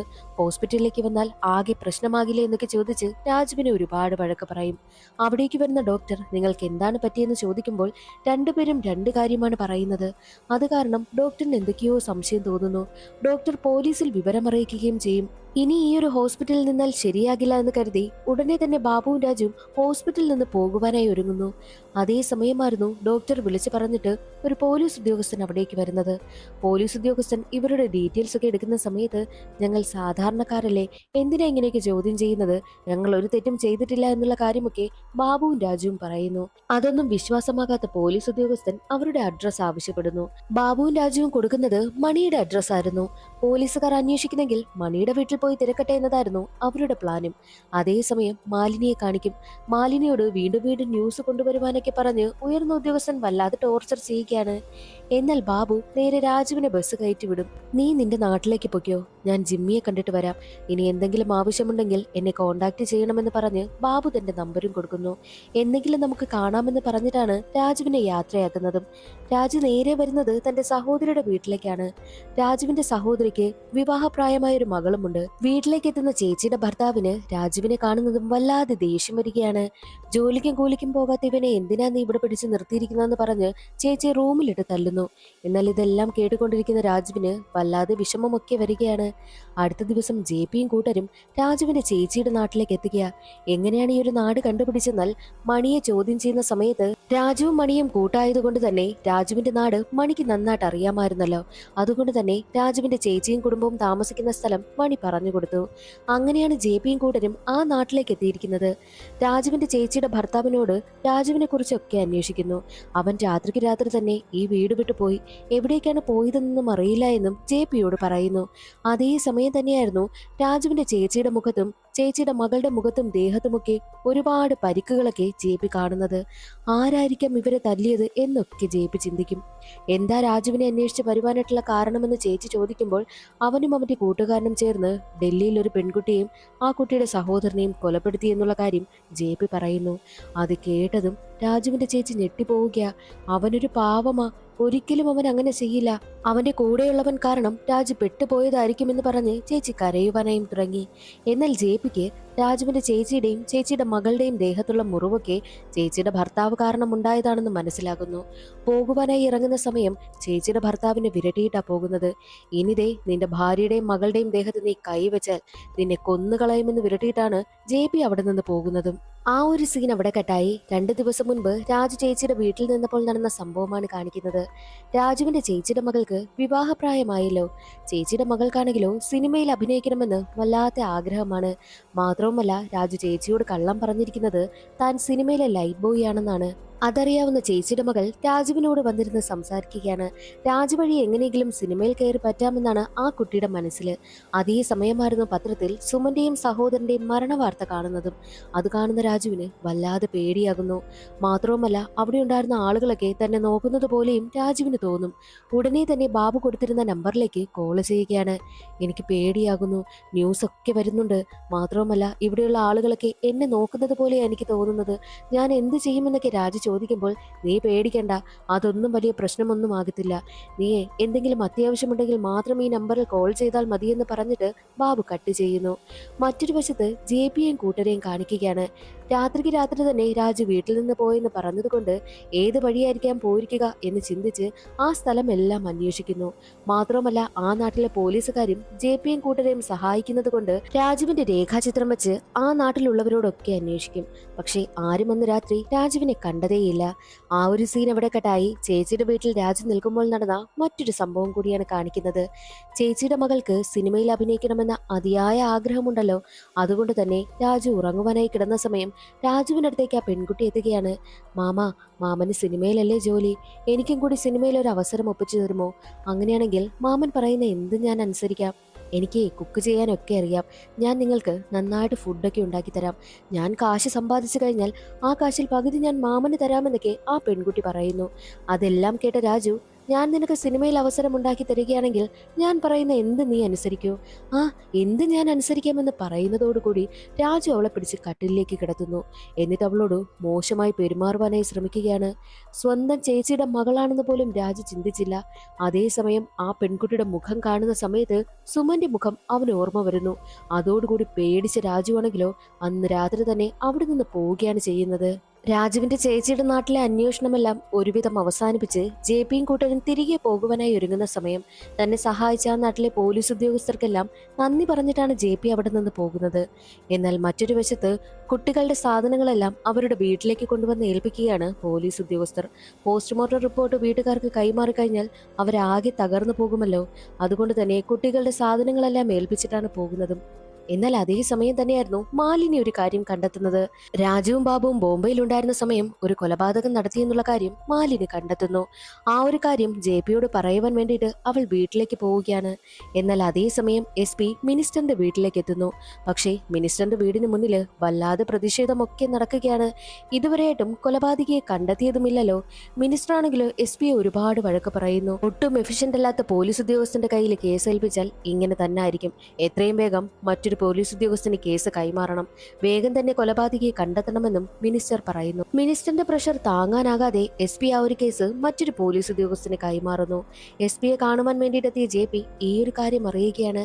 അതോടുകൂടി JP തകർന്നു പോകുന്നു. പുതുതായിട്ട് കേസ് ഏറ്റെടുത്ത പോലീസ് ഉദ്യോഗസ്ഥൻ JPക്ക് അടുത്തേക്ക് എത്തിയിട്ട് നമുക്ക് രണ്ടുപേർക്കും ഒരുമിച്ച് കേസ് അന്വേഷിക്കാമെന്നും ആ ഒരു അനുവാദം ഞാൻ SPയിൽ നിന്ന് വാങ്ങാമെന്നും ആ പോലീസ് ഉദ്യോഗസ്ഥൻ പറയുന്നു. സങ്കടത്തോടു കൂടിയാണ് JP തന്റെ വീട്ടിലേക്ക് എത്തുന്നതും. എന്നാൽ അവിടെ മാലിനിയുണ്ട്. JP പറയുന്ന കാര്യങ്ങളെല്ലാം പത്രത്തിൽ ഇങ്ങനെ അച്ചടിച്ചിറക്കുന്നത് കൊണ്ട് മാലിനിയോട് ചെറിയൊരു ദേഷ്യമുണ്ടായിരുന്നു. അതവൻ കാണിക്കുന്നുമുണ്ട്. എന്നാൽ അത് മനസ്സിലാക്കിയ മാലിനി, ഞാനൊരു കാര്യം കണ്ടെത്തിയിട്ടുണ്ട്. ബോംബെയിൽ വെച്ച് രാജുവും ബാബുവും ചേർന്ന് ഒരു കൊലപാതകം നടത്തിയിട്ടുണ്ട്. ആ ഒരു കാര്യം മാലിനി JPയോട് പറയുന്നു. അതേസമയം JP മറ്റൊരു കാര്യം കൂടി അറിയിക്കുകയാണ്. ഈ രണ്ടുപേരിൽ ഒരാൾ മറ്റൊരു നാട്ടില് ഒരു ഹസ്ബൻഡിനോടും വൈഫിനോടും മോശമായിട്ട് പെരുമാറിയെന്ന്. അതിൽ വൈഫിനെ ക്രൂരമായിട്ട് ഉപദ്രവിക്കുവാനായിട്ടും ശ്രമിച്ചിട്ടുണ്ട് എന്നുള്ള കാര്യം JP അറിയും. ഉടനെ തന്നെ ആ നാട്ടിലോട്ട് പോകുവാനായിട്ടും JP തീരുമാനിക്കുന്നു. പക്ഷേ ഈ ഒരു കേസിൽ നിന്നും JPയെ ഒഴിവാക്കിയിരിക്കുകയാണല്ലോ. ഈ ഒരു വിവരം SP ഒരിക്കലും അറിയരുതെന്നുള്ള കാര്യം പ്രത്യേകം മറ്റുള്ള പോലീസുകാരോട് JP പറയുന്നു. ഇല്ല സാർ, 2 ദിവസം ഞങ്ങൾ എങ്ങനെയെങ്കിലും ഇവിടുത്തെ കാര്യം നോക്കിക്കൊള്ളാം. സാറ് പോയ കൊലപാതകികളെ കണ്ടെത്തണമെന്നും ബാക്കിയുള്ള പോലീസുകാർ പറയുന്നു. അങ്ങനെ JP അവിടെ നിന്നും ആ ഒരു നാട്ടിലേക്ക് യാത്രയാവുകയാണ്. മറ്റൊരു വശത്ത് പോലീസുകാർ കൊണ്ടുവന്ന കുട്ടികളുടെ സാധനമൊക്കെ നോക്കി അമ്മ പൊട്ടിക്കരയുന്നു. അമ്മയച്ഛൻ ഒരുപാട് സമാധാനിപ്പിക്കും. ആ ഒരു സീൻ അവിടെ കട്ടായി കുമാർ എന്ന പയ്യന്റെ പാസ്റ്റാണ് കാണിക്കുന്നത്. ഈ കുമാർ സ്കൂളിൽ പഠിക്കുന്ന സമയം കൂടെയുള്ള കുട്ടികളെയൊക്കെ ഒരുപാട് ഉപദ്രവിക്കും. അത് കാരണം പ്രിൻസിപ്പാൾ കുമാറിന്റെ അമ്മയെ സ്കൂളിലേക്ക് വിളിപ്പിച്ചിട്ട്, നിങ്ങളുടെ മകൻ ഇവിടെയുള്ള പിള്ളേരെയൊക്കെ ഒരുപാട് ഉപദ്രവിക്കുന്നുണ്ട്. അതുകൊണ്ട് തന്നെ ഇങ്ങനെയുള്ളൊരു കുട്ടിയെ ഇവിടെ പഠിപ്പിക്കാൻ കഴിയില്ല. അവനെ ഇവിടെ നിന്ന് കൊണ്ടുപോകണമെന്നും പ്രത്യേകം അമ്മയോട് പറയുന്നു. അങ്ങനെ അമ്മ കുമാറിനെയും കൂടി പോകാനിറങ്ങുന്ന സമയം കുമാർ അമ്മയ്ക്ക് തേൻ കൊണ്ടുവന്ന് കൊടുക്കുന്നു. അമ്മ ഇത് കഴിച്ചു നോക്ക്, നല്ലതാണെന്ന് പറയും. എന്നാൽ അമ്മയാണെങ്കിലോ കുമാർ തല്ലിയ കുട്ടിക്കാണ് ആ ഒരു തേൻ കൊടുക്കുന്നത്. ആ കുട്ടി പറയുന്നത്, എനിക്ക് വേണ്ട, ഇതിവൻ മോഷ്ടിച്ചതാണ്, സ്റ്റാഫ് റൂമിൽ നിന്നും ഇവൻ അടിച്ചുമാറ്റിയ തേനായത്, എനിക്കതുകൊണ്ട് വേണ്ട എന്നും ആ പയ്യൻ പറയും. അത് കേൾക്കുന്ന അമ്മയ്ക്ക് വല്ലാതെ ദേഷ്യം വരികയും കുമാറിനെ ഒന്ന് രൂക്ഷമായി നോക്കിയിട്ടാണ് അമ്മ അവിടെ നിന്ന് പോകുന്നത്. തന്നെ ഒറ്റുകൊടുത്ത പയ്യനോട് കുമാറിന് വല്ലാതെ ദേഷ്യം തോന്നുന്നു. ആ പയ്യൻ വാഷ്റൂമിലേക്ക് പോയ സമയം വാഷ്റൂമിന്റെ പരിസരത്തായിട്ട് ചെറിയൊരു തേൻകൂടുണ്ട്. ഉടനെ തന്നെ കുമാറാണെങ്കിലോ ആ തേൻകൂട് പൊളിക്കുന്നു. എന്നിട്ട് വാഷ്റൂമിന്റെ കതക് മടക്കുകയാണ്. മറ്റൊരു വശത്ത് ബാബുവും രാജുവും ചേർന്ന് ബോംബെയിൽ ഒരു കൊലപാതകം നടത്തിയില്ലേ, ഒരു കൊച്ചുകുട്ടിയെ, ആ സ്ഥലത്തേക്ക് എത്തിക്കുകയാണ് JP. ഫസ്റ്റ് പാർട്ടിൽ ഒരു കുട്ടിയെ കൊല്ലുന്നതായിട്ട് കാണിക്കുന്നുണ്ട്. അതേ സ്ഥലത്തേക്കാണ് JP എത്തുന്നതും. അവിടെ സഹായത്തിനായി എത്തുന്ന പോലീസ് ഉദ്യോഗസ്ഥൻ JPയോട് പറയുന്നുണ്ട്, ഇവർ ഈ ഒരു കുട്ടിയെ കൊലപാതകം നടത്തിയതിനു ശേഷം നേരെ ഡൽഹിക്ക് വിട്ടു. എന്നിട്ട് അവിടെയും ഒരു ക്രൂരകൃത്യം ചെയ്തിട്ടുണ്ട്. ഒരു ഹസ്ബൻഡിനെയും വൈഫിനെയും അവർ ടോർച്ചർ ചെയ്തു എന്നുള്ള കാര്യമൊക്കെ ആ ഒരു പോലീസ് ഉദ്യോഗസ്ഥൻ പറയുന്നു. ആ സീൻ അവിടെ കട്ടായി. അന്ന് രാജുവിനെ ബസ് കയറ്റി വിട്ടതിനു ശേഷം ബാബു അവിടെ നിന്ന് നേരെ പോകുന്നത് തന്റെ കൂട്ടുകാരനായ ജിമ്മിക്ക് അടുത്തേക്കാണ്. ജിമ്മിയും ബാബുവും എങ്ങനെയാണ് പരിചയപ്പെട്ടതെന്നൊന്നും കാണിക്കുന്നതേയില്ല. ജിമ്മി ഒരു ഹോട്ടലിലാണ് ജോലി ചെയ്യുന്നതും തന്റെ വിവാഹമാകാറായെന്നുള്ള കാര്യവും ജിമ്മി പ്രത്യേകം പറയുന്നുണ്ട്. തനിക്കൊരു ജോലി വേണമെന്നുള്ള കാര്യം ബാബു ജിമ്മിയോട് പറയുമ്പോഴോ ജിമ്മി ബാബുവിന് വേണ്ടിയിട്ടുള്ള ജോലിയും റെഡിയാക്കി കൊടുക്കുന്നു. ഒരു വണ്ടി റെന്റിനെടുത്തിട്ട് അത് ടാക്സിയായി ഓടുക, അതായിരുന്നു ജിമ്മി റെഡിയാക്കി കൊടുത്ത ജോലി. ബാബുവിന് ആദ്യം കിട്ടിയ ഓട്ടം ഒരു ഹസ്ബൻഡിനെയും വൈഫിനെയും എയർപോർട്ടിൽ കൊണ്ടാക്കുക എന്നതായിരുന്നു. അവരെയും കൊണ്ട് എയർപോർട്ടിലേക്ക് പോകുന്ന സമയം വിജനമായൊരു സ്ഥലത്ത് ആൾവാസമില്ല എന്ന് ഉറപ്പുവരുത്തിയ ശേഷം ബാബു കാറ് നിർത്തുകയും കാറിൽ നിന്ന് പുറത്തേക്ക് ഇറങ്ങുകയും ചെയ്യുന്നുണ്ട്. ആ ഹസ്ബൻഡിനോടും വൈഫിനോടും അവൻ ക്രൂരമായി എന്തോ പെരുമാറിയെന്ന് അതിൽ നിന്ന് മനസ്സിലാക്കാം. ആ ഒരു സീൻ അവിടെ കട്ടായി JP ആണ് കാണിക്കുന്നത്. JP നേരെ എത്തിയിരിക്കുന്നത് ബാധിക്കപ്പെട്ട ഹസ്ബൻഡിനെയും വൈഫിനെയും കാണുവാൻ വേണ്ടിയിട്ടാണ്. വൈഫ് സംസാരിക്കാൻ പറ്റുന്ന അവസ്ഥയിലേയില്ല. അവരാകെ സമനില തെറ്റിയ അവസ്ഥയിലിരിക്കുക. എന്താണ് യഥാർത്ഥത്തിൽ സംഭവിച്ചതെന്ന് ഹസ്ബൻഡ് തുറന്നു പറയുവാനേയും ആരംഭിച്ചു. അവരൊരു ടാക്സിയിൽ കയറി. ടാക്സി ഓടിക്കുന്ന ആള് വിജനമായ സ്ഥലത്തെത്തിയതും ടാക്സി നിർത്തി. അതിനുശേഷം എന്നെ ഒരുപാട് ഉപദ്രവിക്കുകയും എന്റെ കൺമുന്നിൽ വെച്ച് തന്നെ എന്റെ ഭാര്യയോടവൻ മോശമായിട്ട് പെരുമാറി. അങ്ങനെയൊന്നും ചെയ്യരുതെന്ന് ഞാൻ പറഞ്ഞിട്ട് പോലും കേൾക്കാതെ എന്നെ ഉപദ്രവിച്ചിട്ടാണ് അവളോട് അങ്ങനെയൊക്കെ പെരുമാറിയത്. അതേസമയം ഞങ്ങളുടെ കൂടെ ഒരു നായ്ക്കുട്ടി ഉണ്ടായിരുന്നു. ആ നായ്ക്കുട്ടി കുരച്ചത് കൊണ്ട് തന്നെ അതിനെയും എടുത്തുകൊണ്ടാണ് ആ ടാക്സി ഡ്രൈവർ അവിടെ നിന്ന് പോയതെന്നും ആ ഒരു ഭർത്താവ് പറയുന്നു. അത് കേട്ടതും JPക്ക് തന്നെ ആകെ സങ്കടമായി. മാത്രമല്ല ഭാര്യയുടെ അവസ്ഥ കണ്ടിട്ട് JP ആകെ വിഷമിക്കുകയാണ്. അവരാണെങ്കിൽ വല്ലാത്തൊരു മാനസികാവസ്ഥയിലും. ഇങ്ങനെയുള്ള ക്രൂരന്മാരെയൊക്കെ എന്തിനാ സാർ പുറത്തിറക്കി നടത്തുന്നത്, അവരെയൊക്കെ എങ്ങനെയെങ്കിലും ശിക്ഷിച്ചൂടെ എന്നുള്ള കാര്യമൊക്കെ ഹസ്ബൻഡും വൈഫും പറയുന്നുണ്ട്. മാത്രമല്ല തങ്ങളുടെ നഷ്ടപ്പെട്ടു പോയ നായ്ക്കുട്ടിയെ എങ്ങനെയെങ്കിലും തിരിച്ചു കൊണ്ടു തരണമെന്നും പ്രത്യേകം വൈഫ് പറയുന്നു. അവരുടെ അവസ്ഥയൊക്കെ ഓർത്ത് സങ്കടപ്പെട്ടാണ് JP അവിടെ നിന്ന് പോകുന്നതും. എത്രയും വേഗം രണ്ടിനെയും കണ്ടെത്തണമെന്ന വാശിയായി JPക്ക്. ജിമ്മിയുടെ കല്യാണമാകാറായതുകൊണ്ട് തന്നെ ജിമ്മിക്ക് വേണ്ടിയിട്ടുള്ള കോട്ടും സ്യൂട്ടും ഒക്കെ തയ്ക്കുകയാണ്. താൻ ഹണിമൂണിന് ആഗ്രയിലേക്കാണ് പോകുന്നതെന്നും 2 ടിക്കറ്റ് എടുത്തിട്ടുണ്ട് എന്നുള്ള കാര്യമൊക്കെ ജിമ്മി പ്രത്യേകം പറയുന്നുണ്ട്. അതേസമയം ഇതെല്ലാം കേട്ടുകൊണ്ടുവന്ന ബാബുവിന്റെ കൈവശം ഒരു നായ്ക്കുട്ടിയും ഉണ്ടായിരുന്നു. ഹസ്ബൻഡിന്റെയും വൈഫിന്റെയും കയ്യിൽ നിന്ന് മടിച്ചു മാറ്റിക്കൊണ്ടുവന്ന ആ നായ്ക്കുട്ടിയാണത്. ഇത് എവിടെ നിന്നാ എന്ന് ജിമ്മി ചോദിക്കുമ്പോൾ താൻ കാശ് കൊടുത്ത് വാങ്ങിയതെന്നാണ് ബാബു കള്ളം പറയുന്നതും. അതേസമയം ബാബുവിനൊരു കോൾ വരുന്നു. വിളിച്ചത് രാജുവാണ്. ബാബു, എനിക്ക് പേടിയാകുന്നു, ഞാനിനി എന്താ ചെയ്യേണ്ടതെന്ന് രാജു ചോദിക്കുമ്പോൾ ഒരു നിമിഷം ഒന്ന് ആലോചിച്ച ബാബു, ഒരു കാര്യം ചെയ്യ്, നീ അവിടെ നിന്നും ട്രെയിൻ കയറി ആഗ്രയിലേക്ക് വാ, ഞാനും എന്റെ ഗേൾഫ്രണ്ടായ രമ്യയും അപ്പോൾ ആഗ്രയിലേക്ക് എത്താമെന്നുള്ള കാര്യവും ബാബു പറയുന്നു. ബാബുവിന്റെ ലക്ഷ്യം ജിമ്മി തന്റെ വൈഫിനെയും കൊണ്ട് ആഗ്രയിലേക്ക് ഹണിമൂണിന് പോകണമെന്നായിരുന്നല്ലോ ആഗ്രഹിച്ചത്. അതിനു വേണ്ടിയിട്ട് ടിക്കറ്റും ബുക്ക് ചെയ്തിട്ടുണ്ട്. അത് അടിച്ചു മാറ്റി കൊണ്ടുപോവുക, അത് തന്നെയായിരുന്നു ലക്ഷ്യം. ആ സീൻ അവിടെ കട്ടായി. കുമാർ എന്ന പയ്യന്റെ പാസ്റ്റാണ് കാണിക്കുന്നത്. കുമാർ കുട്ടികളുടെ ജയിലിൽ നിന്നും ഇറങ്ങി തന്റെ അമ്മയെ കാണുവാൻ വേണ്ടിയിട്ട് എത്തിയിരിക്കുകയാണ്. എന്നാൽ അതേസമയം അമ്മ മറ്റൊരു വിവാഹം കഴിച്ച് അതിലൊരു പെൺകുഞ്ഞുമുണ്ട്. എന്നാൽ അമ്മയ്ക്കാണെങ്കിൽ കുമാറിനെ കാണുമ്പോൾ വല്ലാതെ വെപ്രാളം വരികയാണ്. നീ എന്തായാലും ഇവിടെ വരരുത്, ഇനി ഒരിക്കലും വരരുത്, എനിക്ക് നിന്നെ കാണണ്ട എന്നൊക്കെ അമ്മ പറയുന്നുണ്ട്. അമ്മ, ഞാൻ നിങ്ങളുടെ മകനല്ലേ എന്ന് കുമാർ ചോദിക്കുമ്പോൾ, അതെ, നീ എൻ്റെ മകൻ തന്നെയാണ്, പക്ഷേ ഞാൻ നിന്നെ ഒരുപാട് മാറ്റുവാനായിട്ട് ശ്രമിച്ചു, എന്നാൽ നീ മാറിയില്ല. ഇന്നിപ്പോൾ ഞാൻ ആഗ്രഹിച്ചതുപോലെ ഒരു ജീവിതം എനിക്ക് കിട്ടിയിരിക്കുകയാണ്. അതിലെനിക്കൊരു മകളുമുണ്ട്. എന്നെ നീ ജീവിക്കാൻ അനുവദിക്കണം. എൻ്റെ ഭർത്താവിന് നിന്റെ കാര്യമൊന്നും അറിയില്ല, ഞാൻ പറഞ്ഞിട്ടുമില്ല. അതുകൊണ്ട് ഇവിടെ നിന്ന് പോകണം, ഇനി ഇങ്ങോട്ട് വരരുതെന്നും പ്രത്യേകം അമ്മ കുമാറിനോട് പറയുന്നു. അത് കേട്ട് കുമാറിന് വല്ലാതെ ദേഷ്യം വരികയാണ്. ഇവർക്കിട്ട് എന്തെങ്കിലും പണി കൊടുക്കണമെന്നും കുമാർ തീരുമാനിക്കുന്നു. പോകുവാനായി ഇറങ്ങുന്ന സമയം തന്റെ അമ്മയുടെ വീട് മുഴുവൻ കൊളുത്തിയിട്ടാണ് കുമാർ അവിടെ നിന്ന് പോകുന്നത്. ആ ഒരു അപകടത്തിൽ അമ്മയ്ക്കും കുഞ്ഞിനും കാര്യമായി പരിക്ക് പറ്റുന്നു. എന്നാൽ പ്രസന്റിൽ JP പൊള്ളലേറ്റ് കിടക്കുന്ന അമ്മയെ കാണുവാൻ വേണ്ടിയിട്ടാണ് എത്തിയിരിക്കുന്നത്. ആളറിയാൻ പോലും പറ്റുന്നില്ല. അമ്മയോട് ഓരോ കാര്യങ്ങളൊക്കെ JP ചോദിക്കുമ്പോൾ തന്റെ മകൾ ആ ഒരു അപകടത്തിൽ തനിക്ക് നഷ്ടമായി എന്നും മാത്രവുമല്ല ഈ കുമാർ കുറെ നാള് കുട്ടികളുടെ ജയിലിലായിരുന്നു. കൂടെ പഠിച്ചിരുന്ന കുട്ടിയെ കൊലപ്പെടുത്തിയത് കൊണ്ടാണ് കുമാർ കുട്ടികളുടെ ജയിലിലേക്ക് പോയത്. ജയിലിൽ നിന്ന് ഇറങ്ങിയതിനു ശേഷം അവൻ കുമാർ എന്ന പേര് മാറ്റി ബാബു എന്ന പേര് സ്വീകരിക്കുകയാണ് ചെയ്തതെന്നും അമ്മ പറയുന്നു. ഈ കുമാർ മറ്റാരുമല്ല, ഈ ബാബു തന്നെയാണ്. അങ്ങനെ ബാബു കിടന്ന ജയിലിന്റെ ഡീറ്റെയിൽസ് ഒക്കെ തിരക്കിയതിനു ശേഷം ബാബു കിടന്നിരുന്ന ജയിലിലേക്ക് വന്ന് ബാബുവിനെ കുറിച്ച് അന്വേഷിക്കുകയാണ് JP. അവനിപ്പോൾ കുമാർ എന്ന പേര് മാറ്റി ബാബു എന്നാണല്ലോ പേര് സ്വീകരിച്ചിരിക്കുന്നതും. ഓ, അവനാണോ? അവൻ ഈ ജയിലിൽ കിടന്ന സമയത്ത് ഒരുപാട് പ്രശ്നമുണ്ടാക്കിയിട്ടുണ്ട്. ആള് ഭയങ്കര കുഴപ്പക്കാരനാണെന്നും ജയിലർ പറയുന്നു. ജയിലിൽ കിടന്ന സമയത്ത് ബാബു ആരുമായിട്ടായിരുന്നു കൂടുതൽ കമ്പനി? ബാബുവിന് രാജു എന്ന പേരുള്ള ആരെങ്കിലുമായിട്ട് ഇവിടെ കമ്പനി ഉണ്ടായിരുന്നു എന്ന് ചോദിക്കുമ്പോൾ രാജു എന്ന പേരുള്ള ആരുമായിട്ടും കമ്പനിയില്ല. പക്ഷേ ജിമ്മി എന്നൊരുത്തനുമായിട്ട് നല്ല കമ്പനിയായിരുന്നു. ജിമ്മിയുമായിട്ട് മാത്രമേ കൂട്ടുണ്ടായിരുന്നുള്ളൂ എന്നുള്ള കാര്യം ജയിലർ പറയുന്നു. അങ്ങനെ ജിമ്മിയുടെ ഡീറ്റെയിൽസും വാങ്ങിയിട്ടാണ് അവിടെ നിന്നും JP പോകുന്നത്. എന്നാൽ മറ്റൊരു വശത്ത് ബാബുവിന്റെ കാമുകിയെ രമ്യയെ കാണിക്കും. ബാബുവിന്റെയും രാജുവിന്റെയും രേഖാചിത്രം പത്രത്തിൽ അച്ചടിച്ചു വന്നത് രമ്യ കാണുന്നു. ഇത് ബാബു ആണല്ലോ എന്ന സംശയം രമ്യയ്ക്കുണ്ടാകുന്നു. രമ്യയുടെ കൂട്ടുകാരിയും ബാബുവിനെ തിരിച്ചറിയുകയാണ്. നമുക്കിത് പോലീസിൽ അറിയിച്ചാലോ എന്ന് പറഞ്ഞ് പോലീസിനെ കോൾ ചെയ്യുവാനായി ഒരുങ്ങുന്ന സമയം തന്നെ രമ്യ അത് തടയും. വേണ്ട, നമുക്കൊന്നുകൂടി അന്വേഷിച്ചിട്ട് ചെയ്താൽ പോരെ എന്നും രമ്യ പറയുന്നുണ്ട്. എന്നാൽ ആ ഒരു സിസ്റ്റർ ആണെങ്കിലോ പോലീസിൽ വിവരമറിയിക്കുകയാണ് ചെയ്തത്. ഉടനെ തന്നെ ഹോസ്പിറ്റലിലേക്ക് JPയും കൂട്ടരും എത്തും. ഇവിടെയുള്ള രമ്യ സിസ്റ്ററുമായിട്ട് ബാബു അടുപ്പത്തിലാണെന്നുള്ള കാര്യവും ആ സിസ്റ്റർ പറയുന്നു. രമ്യ എവിടെയാണെന്ന് JP ചോദിക്കുമ്പോൾ റൂമിലുണ്ടെന്നും സിസ്റ്റർ പറയും. അതേസമയം റൂമിൽ നടക്കുന്ന കാര്യങ്ങളാണ് കാണിക്കുന്നത്. റൂമിലിരിക്കുകയായിരുന്നു രമ്യ. രമ്യക്കടുത്തേക്ക് ഒരാൾ വരികയാ. അത് മറ്റാരുമല്ല, ബാബു തന്നെയാണ്. ബാബുവിനെ കണ്ടതും രമ്യ വല്ലാതെ പേടിക്കുവാനായും തുടങ്ങി. നീ എന്തിനാ പേടിക്കുന്നത്? ആഗ്രയിലേക്ക് പോകുവാനായിട്ടുള്ള 2 ടിക്കറ്റ് എന്റെ കൈവശമുണ്ട്. നമുക്കിവിടെ നിന്ന് പോകാമെന്നും ബാബു പറയുന്നു. അതേസമയം രമ്യയുടെ റൂം ലക്ഷ്യമാക്കി പോവുകയാണ് JPയും കൂട്ടരും. എന്നാൽ ബാബുവിനെ കണ്ട് ഭയപ്പെട്ട് നിൽക്കുന്ന രമ്യ തന്റെ കയ്യിലുണ്ടായിരുന്ന പത്രം ഒളിപ്പിച്ച് വെക്കുവാനായും ശ്രമിക്കുക. ബാബു ഇത് വല്ലതും അറിഞ്ഞു കഴിഞ്ഞാൽ തന്നെ കൊല്ലുമോ എന്ന പേടി രമ്യയ്ക്കുണ്ടായിരുന്നു.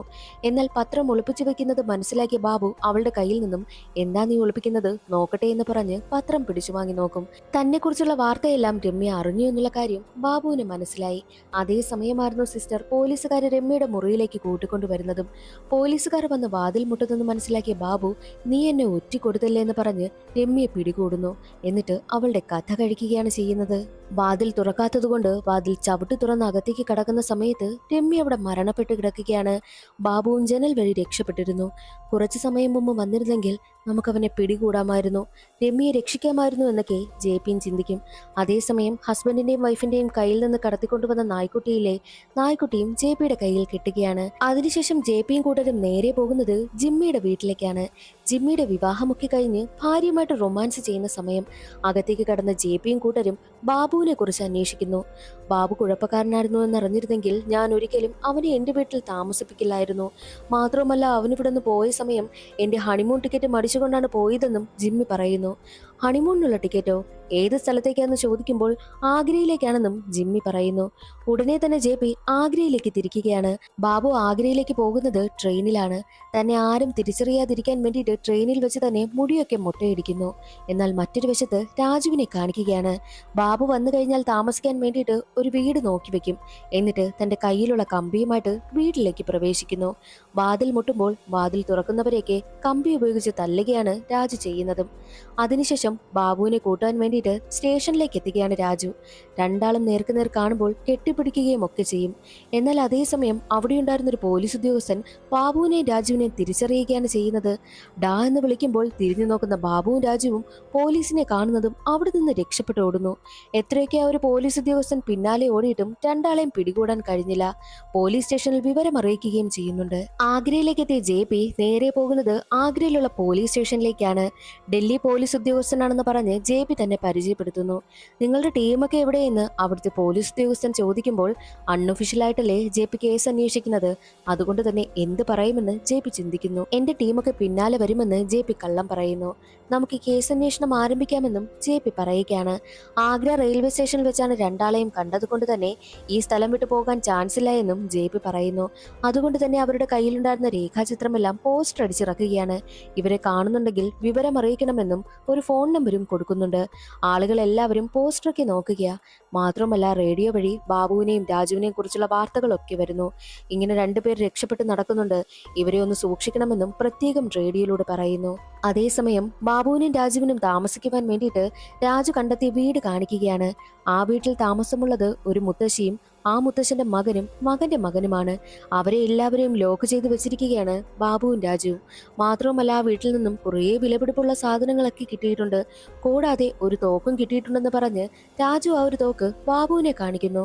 കൊള്ളാമല്ലോടാ, നീ ഇപ്പോൾ മിടുക്കനായല്ലോ, തോക്കൊക്കെ എടുത്ത് വെച്ചിട്ടുണ്ടല്ലോ എന്നുള്ള കാര്യമൊക്കെ പറഞ്ഞ് ബാബു രാജുവിനെ പ്രശംസിക്കുകയാണ് ചെയ്യുന്നത്. രാജുവിനെയും ബാബുവിനെയും കുറിച്ച് റേഡിയോയിൽ വരുന്ന ന്യൂസ് എല്ലാം അവർ കേൾക്കുകയാണ്.